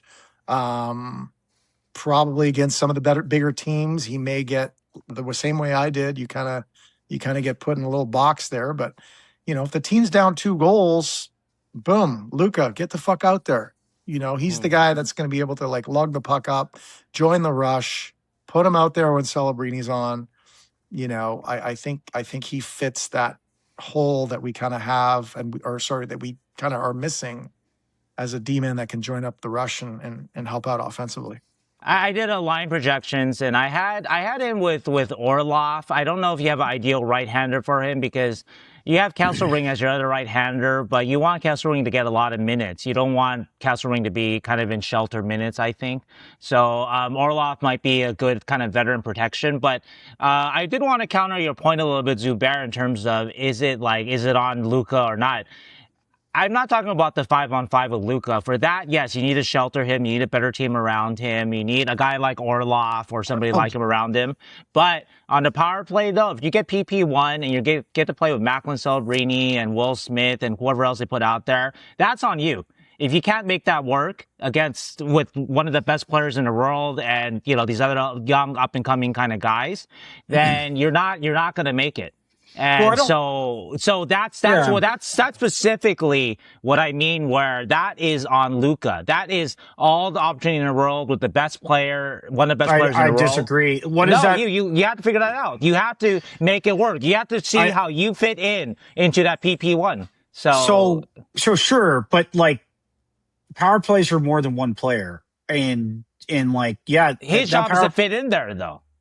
Right? Yeah. But I don't think he's been given to be the star of the power play. I'll go. Dan, go ahead. Yeah, well, okay. So you guys have asked me to come on this podcast. At times, I feel like I nerd out or I talk too much X's and O's. But you guys have said, "Hey, no, this is what we like this." Or when I do TV, we do like it. Yeah. When I do TV and radio, sometimes I'm like, cuts the commercial. I'm like, sorry, I just kind of went a little. They're like, no, we like this. Okay. This is something I have noticed on the tape that you sent me. Yes, Macklin's fucking all world. But if I'm speaking directly to Luca, a couple of those times where he was just bringing up the puck, it was very evident he was just going to give it to Macklin. Okay. And I don't like that. Yeah. I don't like that. I know Macklin is one of the greatest players on the planet. But I think this kind of fits into what Zubair you were talking about, or I think, and he needs to. It's Macklin's power play, but he needs to take it over, if you will. Yeah, I agree. I agree. That means lugging the puck up with some purpose, and not just resorting to be like, okay, I'm going to drop it to Macklin. Yeah. Like I saw a play where he kind of came up, the forward kind of cut off the drop pass, and he dropped it right into his bread. Like, that's not good. Be a threat coming up the ice.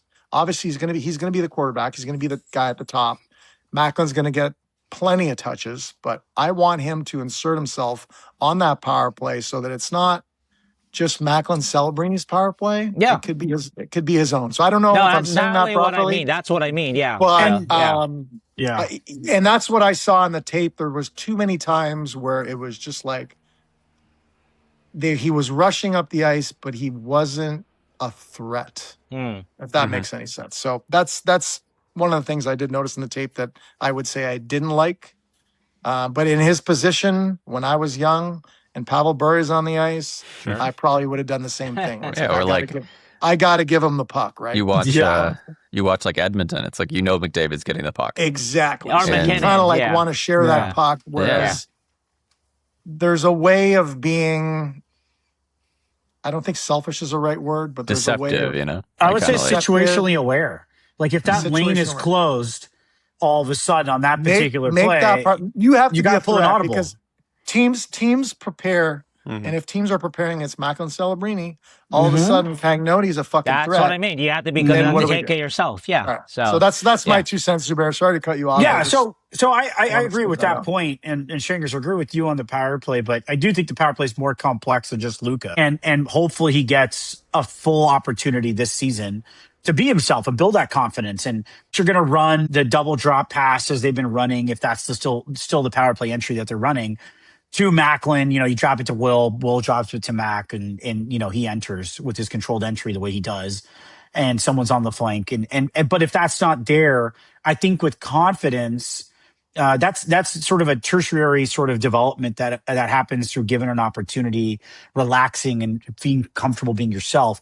And I'm just saying the Sharks have more insulation for him to be that way, hopefully this year, and we can see a more creative Luca, because he is very creative, and you'd love to see that part of him come out and feel that sort of confidence that we saw him in the dub, Is that it hasn't come out on PP1 because, again, I do think that if he proves himself to be a PP2 at best player in the NHL, that the other side of his game, the defensive stuff, that's not going to keep him in the league, to be honest.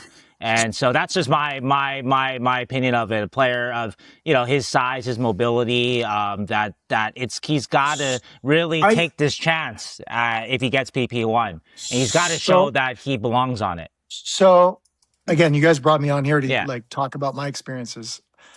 I get traded to Tampa. I get thrown on a power play with Marty St. Louis, who was just climbing, Vinny LeCavalier, who's a first overall pick, Brad Richards, who's like another, and Dave Hanchuk, who's like a fucking Hall of Famer. So net front guy, yep. I had to, how do I say this without sounding like an idiot? I had to make the power play mine in a way. Yeah. And, that's what I'm saying. And that's, if I would be speaking to Luca, I would say you have to find a way to make it your own, because Vinny and Richie and Marty are going to want their touches, and Andy's in front, like whatever. But like you need to make the power play your own, then it fits in with your, like, he doesn't, being a second power play guy, you're really the second power play guys on a good team is going to get 30 seconds of power play. Well, that's what I'm saying. And eventually on a good team, do that. Yeah. And eventually on a good team, they're going to get 0 because, for example, again, drawing from my personal experience, and I apologize if I was playing 2 minutes. So people weren't even there was no PP2.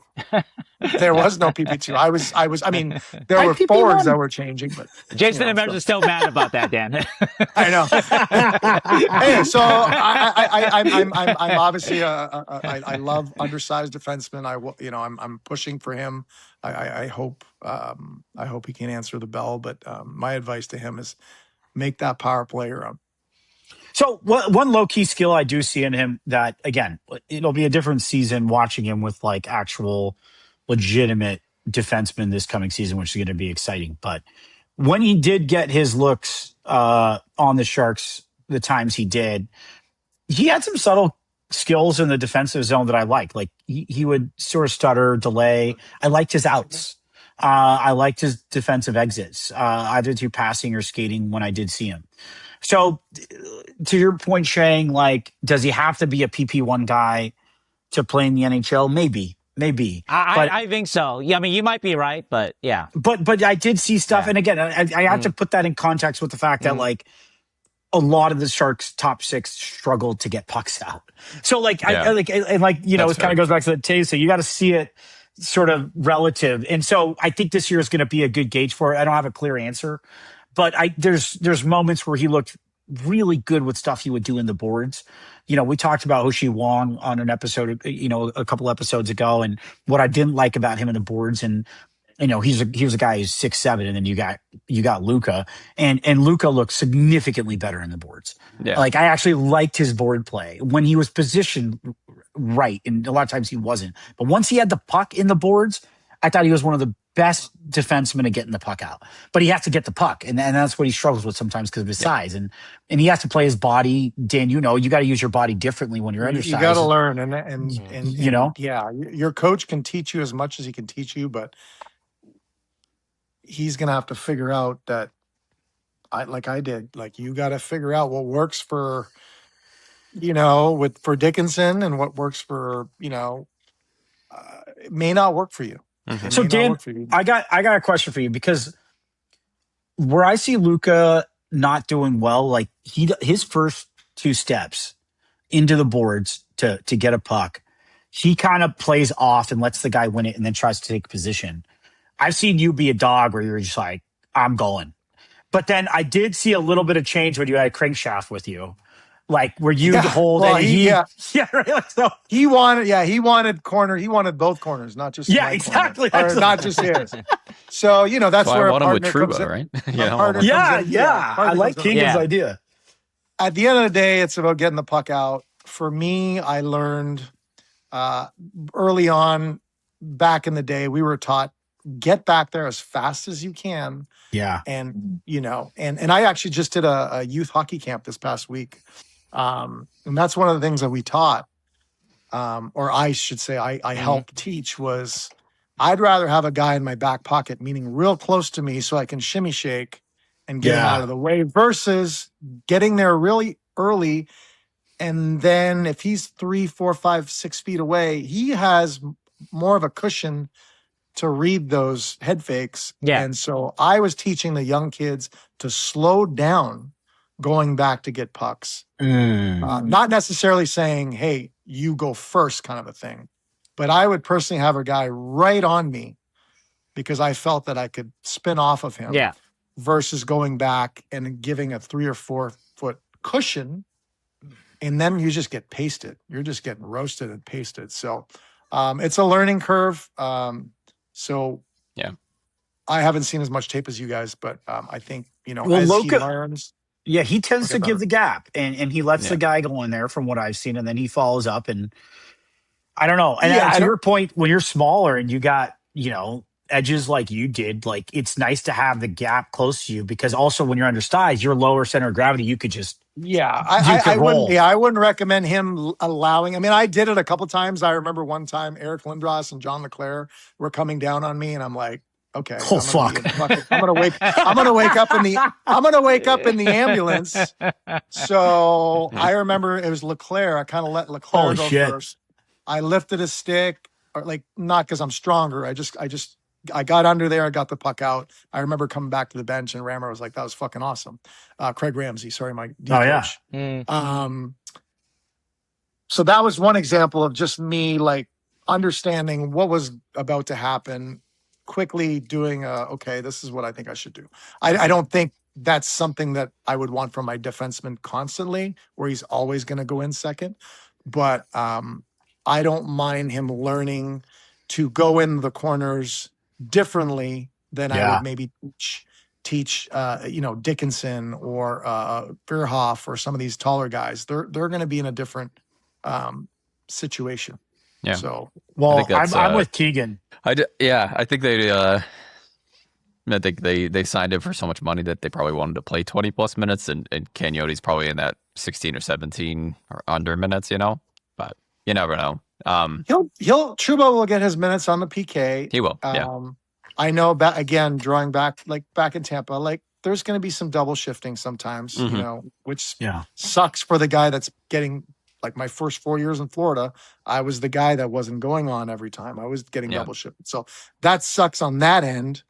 But on the other side of it, when you're a D-man that goes, like in Tampa, we'd go, 1, 2, 3, 1, 2, 1. Like we would. Yeah, you'd skip it. I think, I think, unfortunately, it sucks for the number 5 and 6. But I think that ice time can be distributed, evenly, and then Trouba will get his looks will get his ice time in the PK late in the game. I think one thing that kind of leads towards that Cagnoni thing is every time Greer is asked about Cagnoni, he does mention the power play. He mentions that he's ran a successful power play in the AHL for 2 years. He has. And that's like, it's like a top 5 power play in AHL. Yeah, a really good power play. Yeah, he knows that he can do sure. it.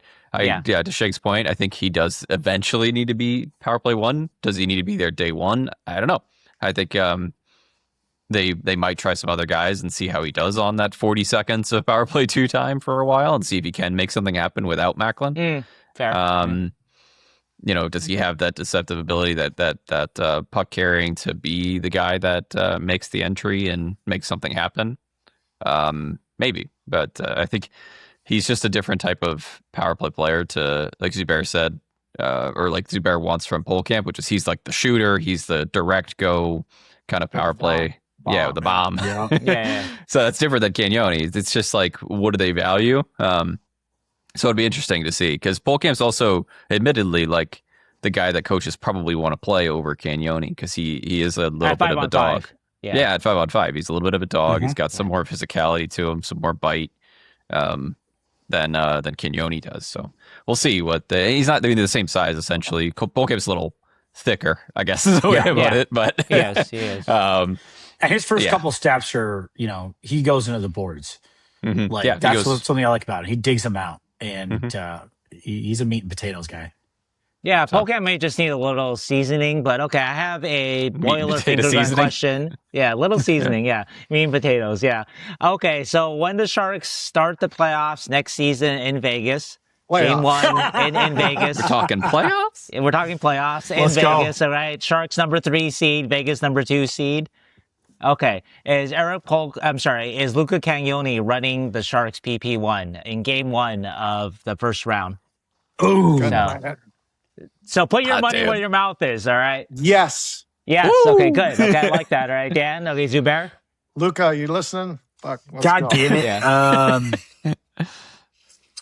He wears my number, so I'm going to go yes. Okay, Keegan. Yeah. Oh man.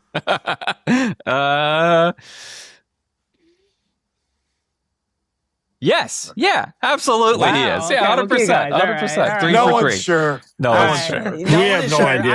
I'm gonna say no, but I You hope have Luca 3. proves me wrong. 1 for 3.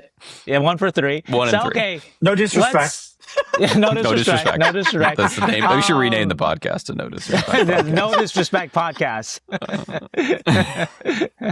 The NDP. All right, so next and last topic, and Dan, you can jump on after this. But Dan, you said that you had a good feeling about the rest of the Sharks roster, because we're going to talk maybe about projected lines. So what do you have in mind? All right. There? Yeah, and I only have because I have family in town. Yeah. So obviously Celebrini, I believe, and Smith are on the first line Okay. with Chernishaw? yes, or I think is it Stenberg? Stember, yeah. It He could may, be he Stember. may get a look. He may get a Stember's look. off winger. Yeah, makes sense. He may get a look. So I would say, gun to my head, I'm going Chernishaw to start the season. Okay. I think your second line probably has Misa. Yeah. I'm going to need help with the left and right. I think Stenberg probably goes Stember to is 2. more left. Yeah. Stenberg goes to 2. Oh, you like him at 2? Okay. What do you have at the right side? I think this is how it's going to start. Yeah. And we're just basing off. I think Toffoli goes to Makes sense. to right.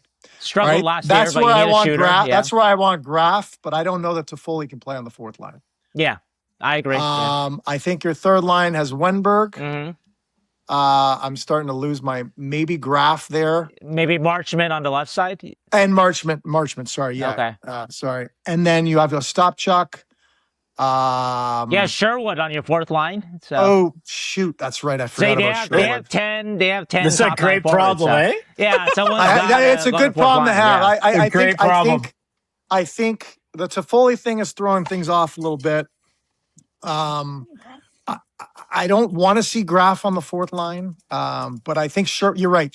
Is Sherwood a right? I think Right. you can play both wings, but I actually had in my projections, I did a line projections like a week ago. So we can agree it's yeah. we can agree it's Wenberg. Yeah, Wenberg. At least that's what they want. They definitely want a Misa to be their 2 seed, no doubt about that. But I like Sherwood. Wenberg is yeah. 3.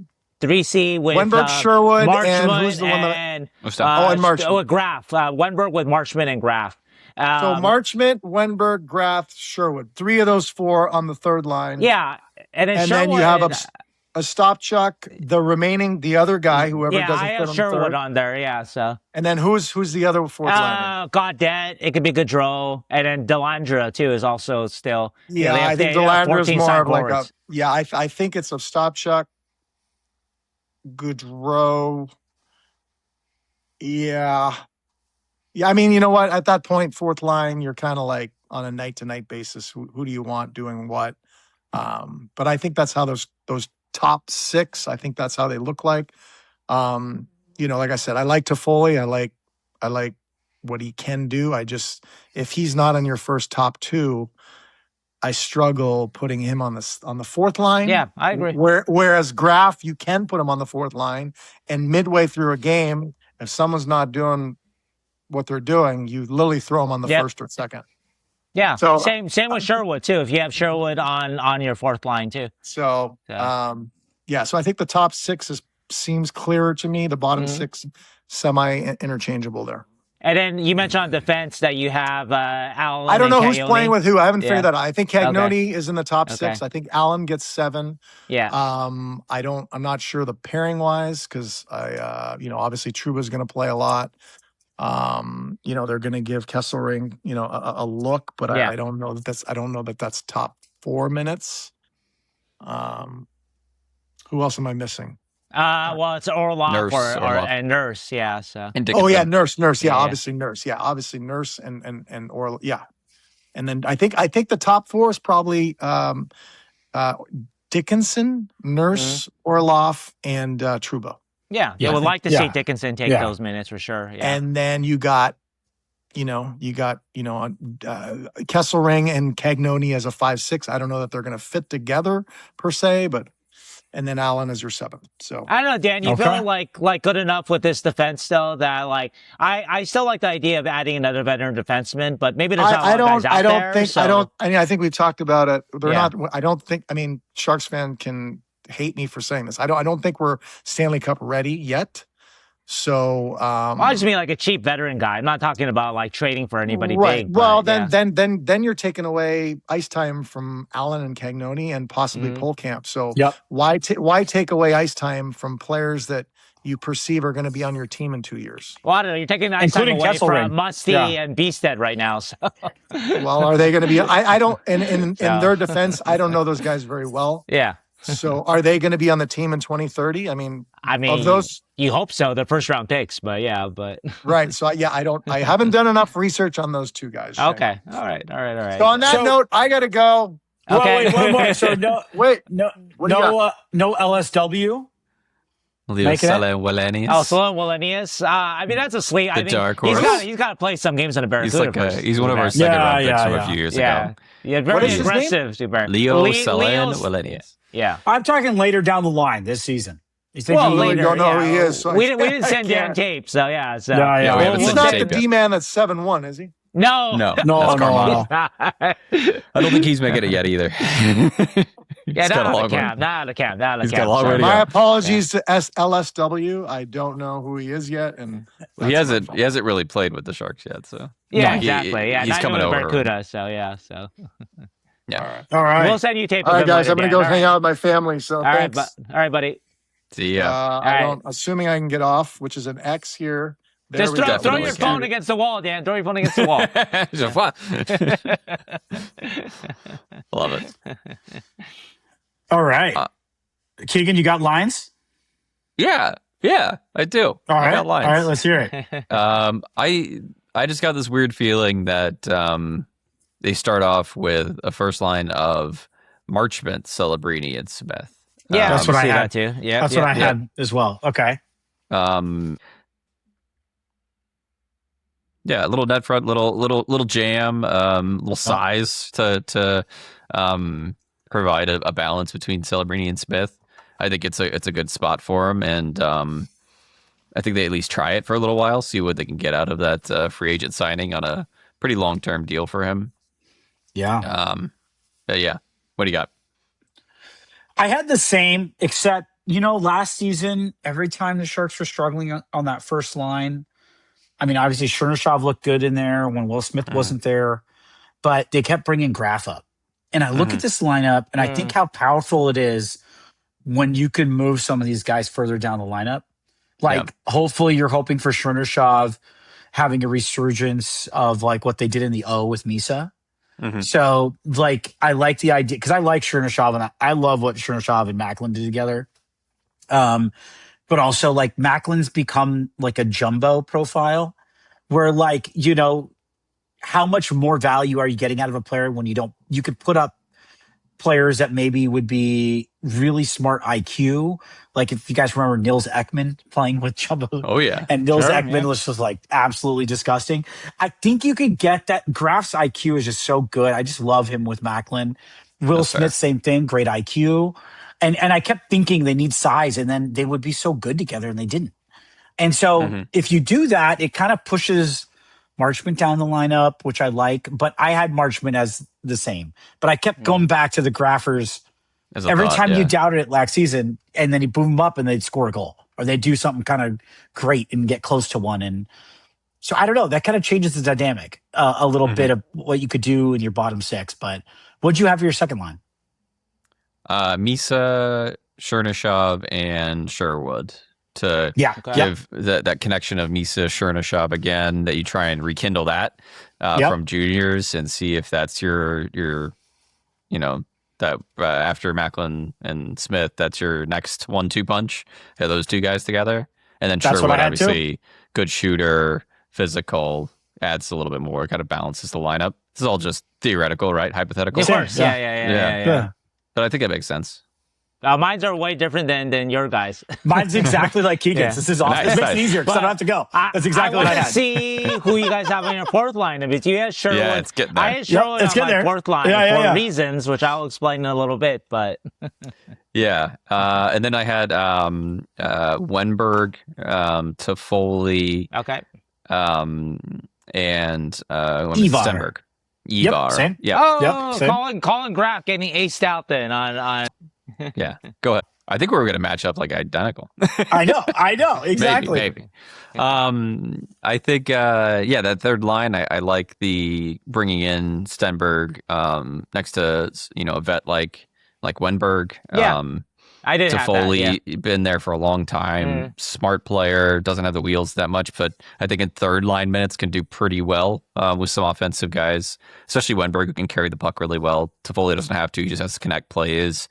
And then Stenberg, who obviously can create plays like nobody's business, and can shoot the puck really well too. So I think it just breaks him in a little bit easier on the third line. Yeah, because there's going to be some growing pains there, I think, but not a ton, but some at least. Yeah, that's my third. So the one thing that I will say is if I had Graf up top, like on the first line, then I would move Marchment to that line.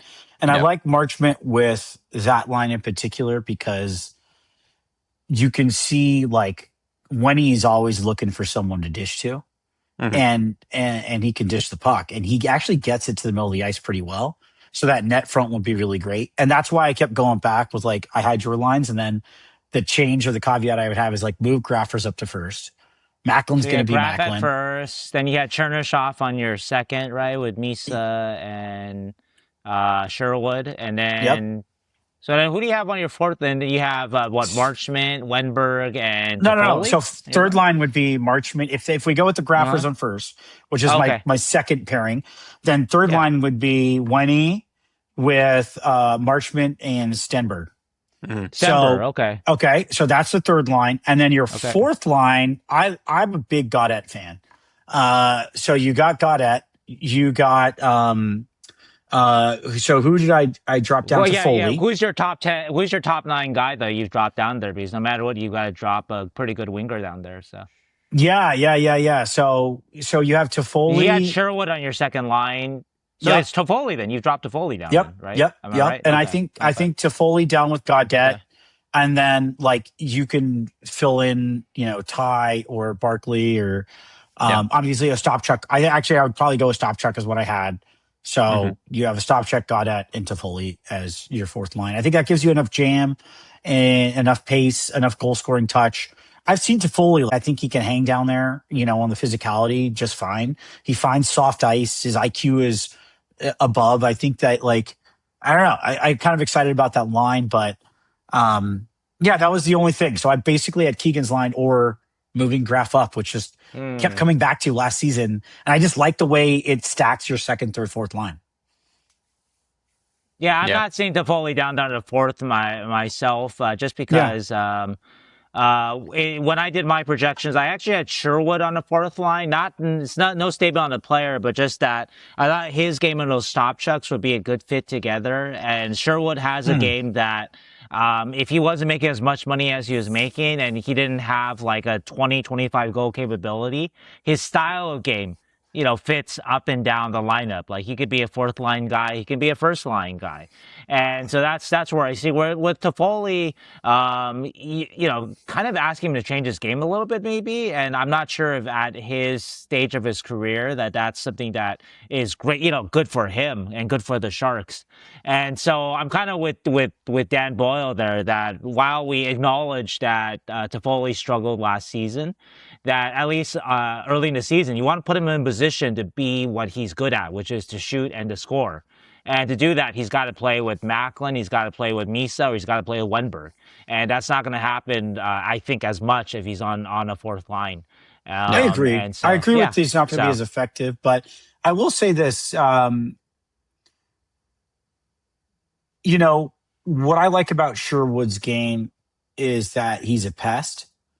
And I think his value of the game, which, I mean, he's got a scoring touch. He's got a great shot. Yeah, absolutely. And the elements that I think you're referring to that can be played on a fourth line because of his size are less effective. And I think that the pest that he is really effective against players, top team like players. That's when he does really well. He pesters other teams' top players. And I like him on, up the lineup for that reason. I like a Sherwood, on the first or second line. I think you saw that game last season where, I think it was against Montreal, where, he was really the difference maker in the W. And I think that he has that energy. He's the right age. I think age is important here about where you're, moved in the lineup. And I don't think Toffoli's game has to change that much. In fact, I think that it might be given a better opportunity to find soft ice with the space with the other players around him, like, a Ostapchuk and even a Goudreau on that line. Like the veterans, like creating a little space for him to find soft ice. I think the fourth line that I saw last year created enough chances, and the data, proves this, but the scoring wasn't there. You give a guy with a little bit of a scoring touch, whose pace of play slows down to the appropriate line. I think you might see, him pot, some maybe 15 goals next season, but effective goals on the fourth line. So with limited ice. Yeah.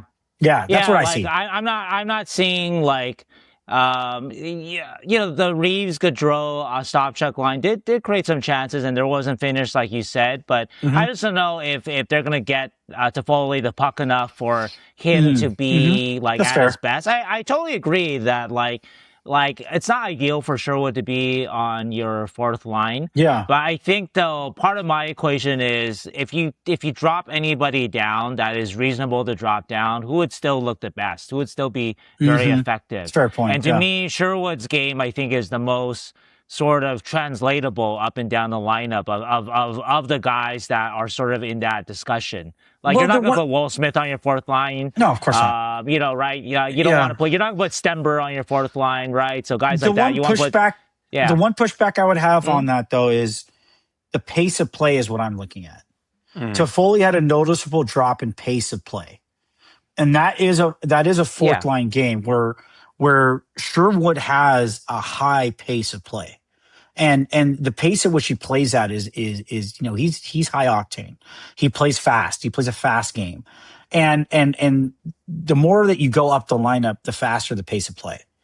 And that's actually where, even if you watch Toffoli last season, he struggled to get back or keep up with the pace of play with those top tier lines. The pace of the fourth line is more suited to his pace. And that's what I'm looking at. Whereas Sherwood, his pace of play is more of a, second, third line. He skates fast. He's a quick player. Well, my Toffoli caveat is that you try him out, you put him in the best position to succeed early in the season and see if for Toffoli that last season was maybe he was a little banged up. Maybe he still had 50 points. Everybody talks about him like he scored like 12 points last year. Right, yeah. He had a great season. 50 We'll points. talk about this. Yeah. And his, in terms of so that's what I mean. I'm not saying Toffoli's got to be locked into your second line all season, or he gets to play with Celebrini and Misa all season. He's got to earn that, right? But I mean, to just give him like the runway to start the season to hey, show us in the first 20 games that last year that was a little bit of a, just a speed bump. And that's what I mean. I don't think he needs 20 games. I think you can determine that in training camp. Honestly. Well, maybe, but you'll be able to see. There's only 4 exhibition games, but maybe, So the reason why go ahead, sir.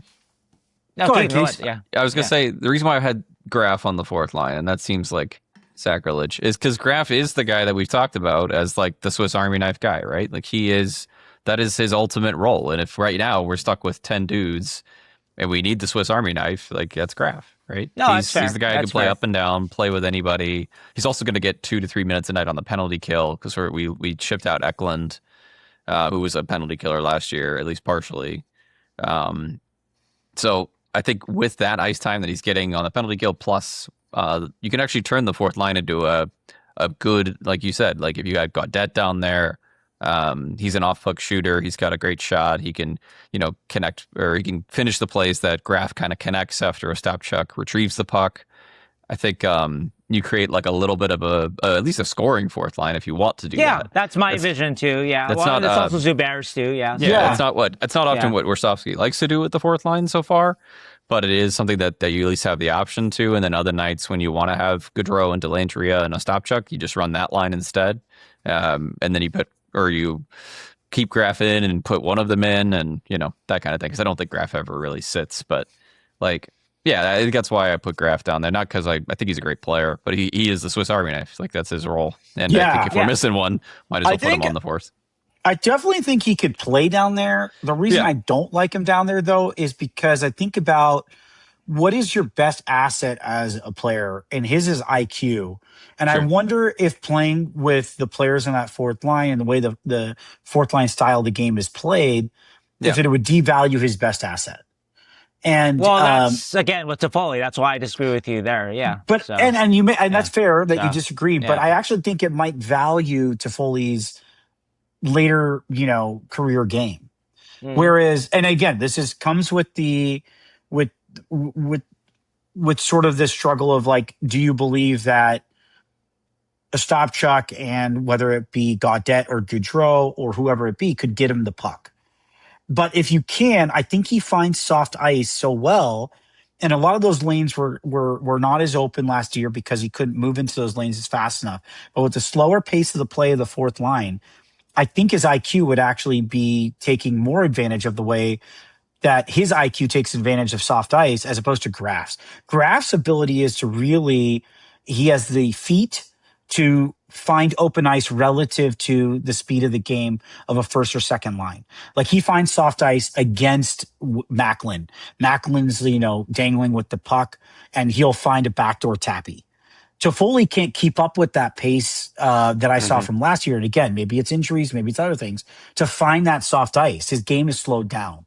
So I think the IQ with the feet of Graf validates him moving up the lineup. And again, this is where I like him on the first line as my second set of projected lines, because I think you could probably put someone else there and get maybe a little bit more out of Mac and a little bit more out of Will, like a Chernyshov maybe. We didn't get to see Chernyshov and Will enough last season together with Macklin, which I'd like to see as well. And I think we'll see different versions of the first line. Maybe Ivar will get a look. But I like Graf up there because the way it situates your second, third, and fourth line. And to your point, Keegan, I 100% agree he could play up and down the lineup. Yeah, 1 to 4, right? Right, like yeah. I mean, maybe. I mean, we'll have to kind of see how that kind of plays out. I mean, I'm not seeing it right now, but maybe you're right though. Maybe on a yeah, like he'll have softer matchups and that sort of stuff too, so that could help out Toffoli. But like I said, yeah, I'd like to see him get that chance on a he's higher earned line. the chance. Yeah, because he's got 35 goal potential. All right, so Shangers, me and Keegan are mostly in agreement with the lineup outside of the caveat of moving Graffers up, which may change it. What do you have for your projected lines? Yeah, I did a story about this, I think, last week, and I haven't really changed on it. Like Dan, I had Chernyshov, Celebrini, and Smith. I see this as potentially the Sharks' line of the future. You have that size and skill and pace of Chernyshov, which is a nice compliment to Macklin and Will Smith. Obviously, Chernyshov offers a little more size, and then he plays at a pace that plays with Macklin really well, whereas Will Smith's a little more deliberate, and so which is a good fit with Macklin, because then they come at you in two different ways there. On the second line, I do agree that they want Michael Misa to take that 2C job. So if Michael starts the season at 2C, that means he's had a good camp, and that's a good sign. And so I have Toffoli there with him, and I have Toffoli there because Toffoli is the most proven Sharks kind of scorer besides Macklin Celebrini. So I want to give Tyler a chance to show that last season, which I think all agree was a little bit of a slowdown, a little bit of a struggle for him, that was sort of, that's in the rearview mirror. And for Toffoli to do that, he's got to be with a good playmaking center. And hopefully that's Misa. And so I have Marchment there with them to kind of create some space, add some edge to that line. So on the third line, I have Stember a little lower than some people, and it's not because I think by the end of the season, Stember will probably be in the top 6, but this is just like kind of opening night, first month of the season. So this is just my vision for early on. And so if everything works out and Michael Misa is ready to take on bigger minutes, then I think that means that Wenberg, who took on so many difficult minutes last year, that he can take on a little bit of a lighter load. And so he doesn't need to be matched against maybe the Nathan McKinnons, Jack Eichels of the world as much. And so Wenberg can take on maybe more of a mentorship, a little more of a balanced minutes. And in that, then he can kind of be Stember's kind of mentor, his whatever, his guide, whatever, right? And on the right side of that line, I have Collin Graf. And for the fourth line, I actually have Sherwood, and Sherwood is I agree, it's no statement on Sherwood's game. I agree with you guys that like Sherwood's good enough to play on a top 9. He could be on the first line, he could be on the second line, he could be on the third line. But what I like about Sherwood here is that I think him and Ostapchuk could really create they both have very kind of aggressive styles of play. And last year, Ryan Warsawski, he liked his fourth line as sort of an identity line, right? And that was Reeves, Gaudreau, and Ostapchuk. And that kind of identity was more about maybe playing the game the right way, kind of dumping the puck in, instead of trying to enter with control, maybe it's kind of slowing down the pace of the game and grinding down the other team. So this identity centered around Ostapchuk and Sherwood, I think is more of a balls out, like aggressive kind of identity. But I think that this could be good for a better, more competitive Sharks team that has a lot of good skaters, that has a lot of aggressiveness or more aggressiveness now with the Marchment added into the mix too. And so I can kind of see that as being a really strong core of a fourth line. And then if you add Gaudette in there, like you have the potential in this line of really dominating your fourth line matchups. It might be like just 12 minutes a night, even strength a night, but those are minutes that could be a better fourth line than most any fourth line in the league. I'm also seeing too with Misa's emergement and giving Ostapchuk even more offensive kind of help, that you can kind of balance lines 2 and 4 even more too. Obviously, whatever line Macklin's on is going to get the lion's share of the minutes. But instead of Wenberg playing like 20 plus minutes a night, which he did last year, maybe you get him down to the 18-ish area. And then a better Misa gets 18-ish. And then Ostapchuk with a little more offense around him and, get him up to the 13-ish area or something like that. And I also think that could also these are big question marks, but right now, Ostapchuk, I think the Sharks are very happy with him on their fourth line. But if you can get more offense out of Ostapchuk, I think the Sharks would love that, because that just speaks to his development as a player and just being more than just a 4C. And so a way to get that out is to play him with better offensive players. It could be a Toffoli, like you mentioned, Zubair. It could be a Graf. I could kind of see Graf and Sherwood kind of alternating on the fourth line. Or it could be a Sherwood and Gaudette's in there. And obviously, there's going to be injuries too. And so Gaudreau's going to get in there. And I like Dellandre as sort of he can play center pretty well. And even though there's not a lot of offense with Ty, there is a pretty high pace of play, good motor there. So he's a good kind of complement there as your 13th, 14th forward too. And so, yeah, that's how I kind of see it. But it is a caveat of this is how I see it kind of in the first month. And you adjust because I think, again, Stemper is going to be in the top 6. I think that, Tyler Toffoli will show if last season was kind of the descent last season and that's going to continue, or if he can bounce back from that, he'll show that pretty within the first month of the season or so. And so that's what I have up front. I don't know if you guys have anything to say to that, or run to the defense really quickly and close out here. Well, I just think it's interesting too that like we all were in agreement with certain things, like Wenny with Ivar, and I think that's interesting because like there's a cultural affinity. Ivar can speak the same language and they can play on the same line, and so I think that's interesting. And I also like your projection to put who did you say you had him with? Marchment, is that correct? I had with Wenberg, I had Graf actually. I had Stemper, Wenberg, and Graf, and Wenberg playing softer minutes this year. So and I really like that too because again, like I think this goes to the point about what we say about Graf, where he could play anywhere. Because I like the fourth line Graf. Like I really like him on that line because again, I think he does well with high IQ players and people being able to dish the puck with him and him to move off the puck and play with people around him, and to him play with Ivar and Alex. I think that's pretty exciting. That would be a really fun third line. So I like your third line construction a lot. And I do see your point with the fourth line construction as well, and having Sherwood be down there because it just, that line would be pretty heavy, but have a scoring touch. So I like that as well.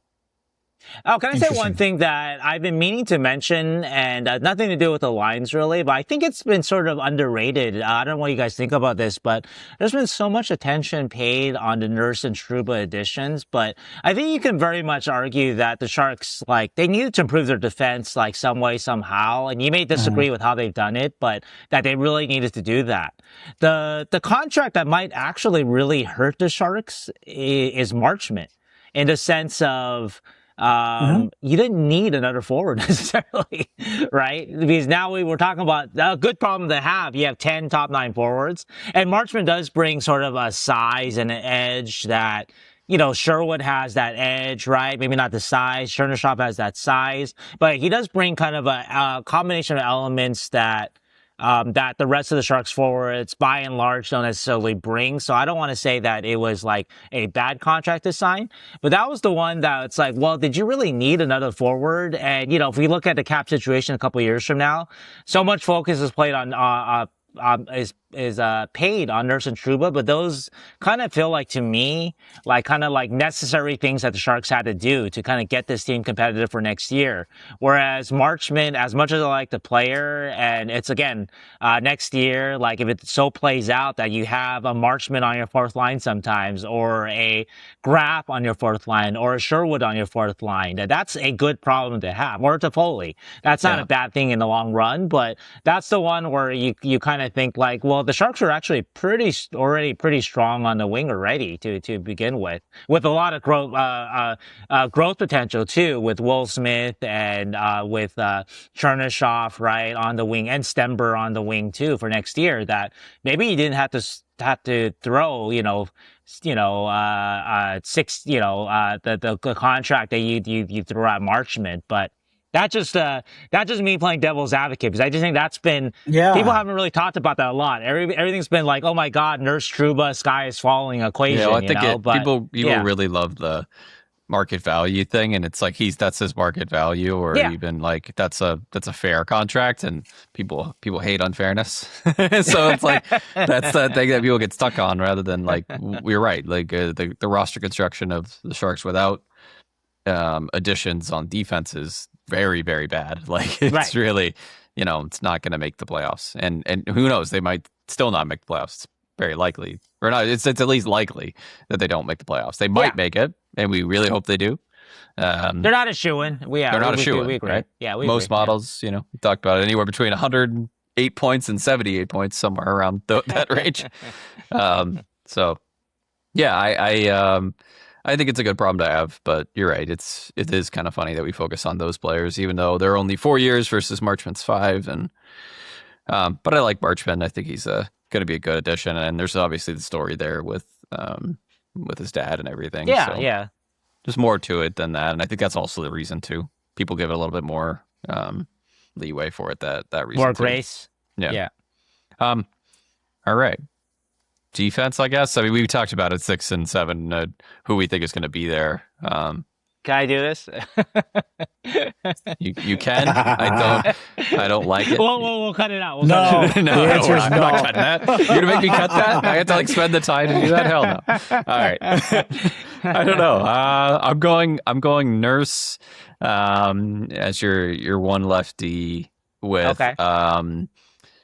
Let's go with Orlov, Dickinson, Trouba, Cagnoni, and Kessel. Yeah, wait. Let's go pairing by pairing, and then let's Sure. go. Yeah, let's go all in terms, so then I don't have to like talk in mass at the end there. So you have as your first pairing, you have Nurse and Trouba. Nurse Orlov, I think. I think they want to. Oh, really? I think they would Orlov spread. playing on the right side. Yeah, Because 'cause Orlov's going to play on the offside. Okay. yeah, I think if you got Cagnoni in there, then Orlov kind of has to, with Kesselring and Trouba being your righties. Okay. And I think they want to spread out the Nurse and Trouba acquisitions, give you more of a balanced lineup through. And Okay.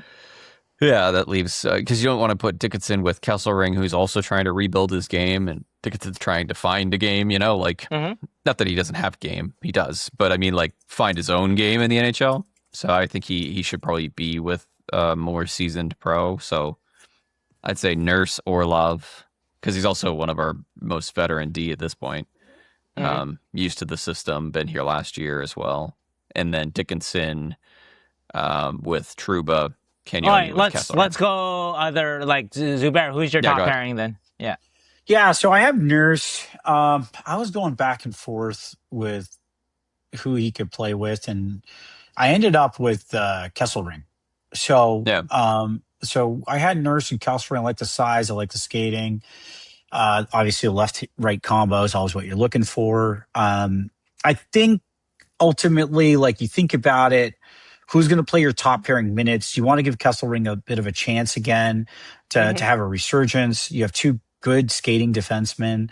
You got size, and I think ultimately you could pair well against a top pair. Again, you got more veteran leadership with Nurse to sort of take Kesselring under his ring a little bit, even though he's played quite a bit. I still think there's a lot of growth there that you want to see out of him. So that's why I went with number one. Nice. Okay. Yeah, I went with kind of boring, but I went with Nurse Trouba. Just see how they can do. I think there is some question mark, obviously, about diminished mobility, especially from a Trouba. I think Nurse still skates pretty well. He does. But, yeah. Give them, again, this is, for me, just like my first month pairings. And just give your most kind of expensive defenseman a shot to be your top pairing. One's a lefty, one's a righty, too, so you have a natural fit there. And there is some complement there. They're both big guys, but like we mentioned, Nurse is a bit more mobile than Trouba. I think Trouba can be aggressive, so you want a guy who can skate pretty well to be with him.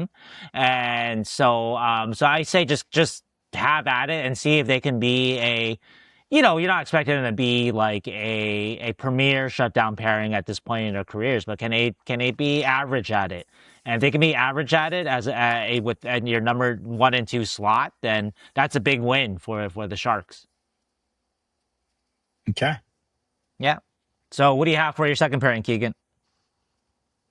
Dickinson and Trouba, and I think it goes back to that. Sense. Dickinson's a great skater, right, and I think he's going to hopefully find his game as a more natural puck mover, because he did that in juniors a lot, and they kind of balance out in that way, and can eat some minutes. Both big guys too, and gives him a more veteran guy to play with, and also doesn't make it so that Trouba has to eat all of the minutes, or Nurse Trouba have to eat all the minutes together. Not that that's a bad idea, and they probably will do that sometimes for sure, or they might do it to start. Who knows? But I think maybe spreading it out is a little bit easier on how you get the D to make sense. Yeah, and I had the same. You said Dickinson Trouba, right? So yep. Okay. Yep. Same thing. Yep. Okay. Yeah,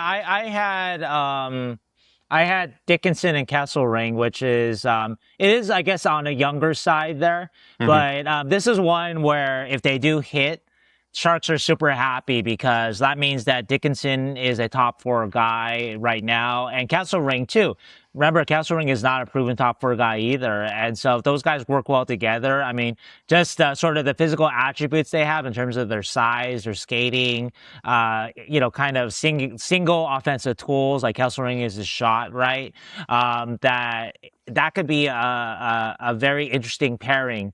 That can also take your load off of Nurse and Trouba if everything work out. And so I guess that's sort of a potential play for me. Like it's paying or playing on the guys' physical ability.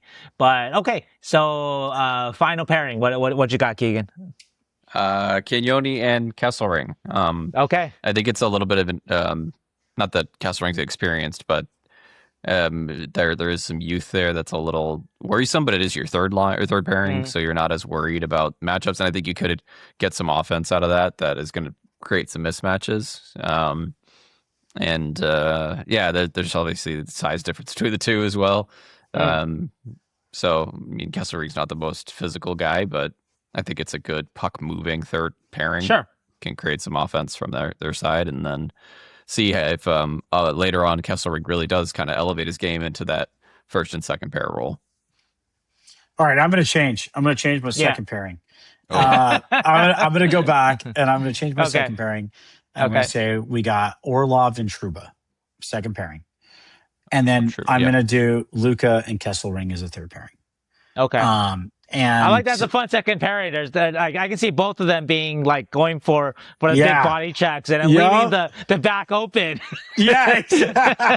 Those hip checks. Like Orlov had some nasty hits last season. Yeah, put that with fun, Trouba. It'll be fun pairing for sure. Yeah, that's fun. Like you got enough veteran leadership. Like Orlov, I think had a good season. Just obviously played way more ice time than he should have, and be put in a situation he shouldn't have. And I think you saw some of those lapses, but I think with Orlov, you got some physicality, you got heavy hitting, and then I like that third pairing. I think you got a right-left combo in that third pairing. I think you got a little bit of youth, but you're playing third line minutes.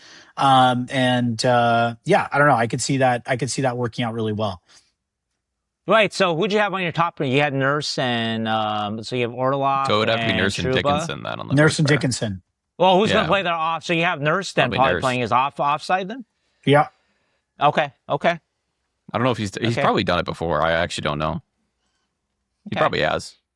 Okay. Yeah, I want to put Nurse and Cagnoni in the best positions possible. Yeah. And so I want to put them on their right sides. So I mean that's why for me to end I have Cagnoni and Orlov, and I don't love putting Orlov on your third pairing. I like Orlov the player, and he maybe should play higher up, but I want to give Kesselring a chance to really take those minutes, and so that's why I have him elevate a little bit, and I want Cagnoni to have kind of a security blanket a little bit. And so it's got to be somebody, I think, or I feel like it should be somebody veteran. And so, Kesselring, the headiness works, but it's not the security blanket that I want for Cagnoni. And Trouba, Keegan, you're right that like in a perfect role, Cagnoni is like so good, like so impactful offensively on a power play that you need to put him in your lineup no matter what. So then you want to protect him with a guy that can play 15 whatever minutes a night, right? Or 15, 20 minutes a night, right? Even strength. But I don't know if Cagnoni is going to be good enough for that to kind of play with Trouba that much. So at least on a like shift to shift basis. So but anyway, that's what I've got. But I actually have to jump. Sorry about the two leave. I know we're about to end. I have to. Yeah, I have to take a call. It's a good call for the website, so it'll be a good story. So. All right, y'all. Shang had to leave and take a very important meeting, which you guys will find out about soon. So I'm going to end the podcast, but this is a little bit of a surprise, probably also for Zubair and for Shang. We're going to have like a 2-minute Keegan's Prospect Corner. So are you guys ready? Are you ready? Keegan's Prospect Corner. Keegan's Prospect Corner. Hey, Daphne. Keegan's Prospect Corner. All right. Daphne is very excited, as you guys can tell. It is the World Junior Summer Showcase that is currently ongoing. One of my favorite tournaments in the summer because it's when you get to see all the people who were just drafted and you get to see a bunch of guys that have been progressing over the past year or two try and make their case for the World Junior teams for USA, Finland, Sweden, and Canada. I'm going to put Daphne down because I think she's had enough, right, baby? But we have a few Sharks prospects. We had Richard Gallant, Teddy Mutrin, and Ryan Lynn representing their countries. First, just to get out of the way, saw about 3 shifts of Richard Gallant. I think he was a 7th round pick. He still has a lot of good things about his game, but in this tournament, I don't think that they really... I think he was the 13th forward in one of the games, so not a lot there. A couple good checks, but not a lot to really report on for Richard Gallant, but still a good player. Teddy Mutrin, though, has an actual chance to make this team kind of in that Brandon Svoboda type role where make it in the bottom 6, can play on the penalty kill, provide some spark, some energy. He had a couple good plays, too. He had a few assists in one of the games that I watched, just connecting plays, winning faceoffs. I like him. I think he's a good player, developed into a useful bottom 6 kind of archetype. And I think that USA is going to take a long look at him being in that role that Brandon Svoboda occupied in the past for them. So we'll see for Teddy Mutrin. Ryan Lynn was playing on the 3rd pairing. He's also playing tonight. I'm going to watch the game in a couple minutes here. Looks good defensively like he always does. One of the most calm, surest defensive players that Canada has. I think he breaks up plays so well with his stick, with his feet. Gets the puck out. I think sometimes he stops moving a lot, and I noticed this in juniors too. When he gets the puck and he could just use his feet to skate forward, he will stop up, try and make the long pass instead of just continuing to push play with his feet. And I think that that's something that over time hopefully will improve with more time before he turns pro. Just a little bit more confidence with the puck, although still has a good offensive mind and is a good playmaker. But I think he's got a good shot to make this team, obviously, and we'll see how he does next year. But yeah, I've liked what I've seen so far, and haven't seen much yet, but going to watch another game of his tonight, hopefully. I think he's in the lineup tonight as well, so look out for that. He was playing 3rd pair right D, but again, noticeable defensively all night from what I saw. So always like that about Ryan Lynn. And that's kind of it for Keegan's Prospect Corner. Tune in afterwards. We're going to get the Halinka sometime soon. I don't know when the dates are. The end of World Junior Summer Showcase. And then we're back into hockey season, baby. So hope you guys enjoyed this week's episode. We will see you on the next one. Bye.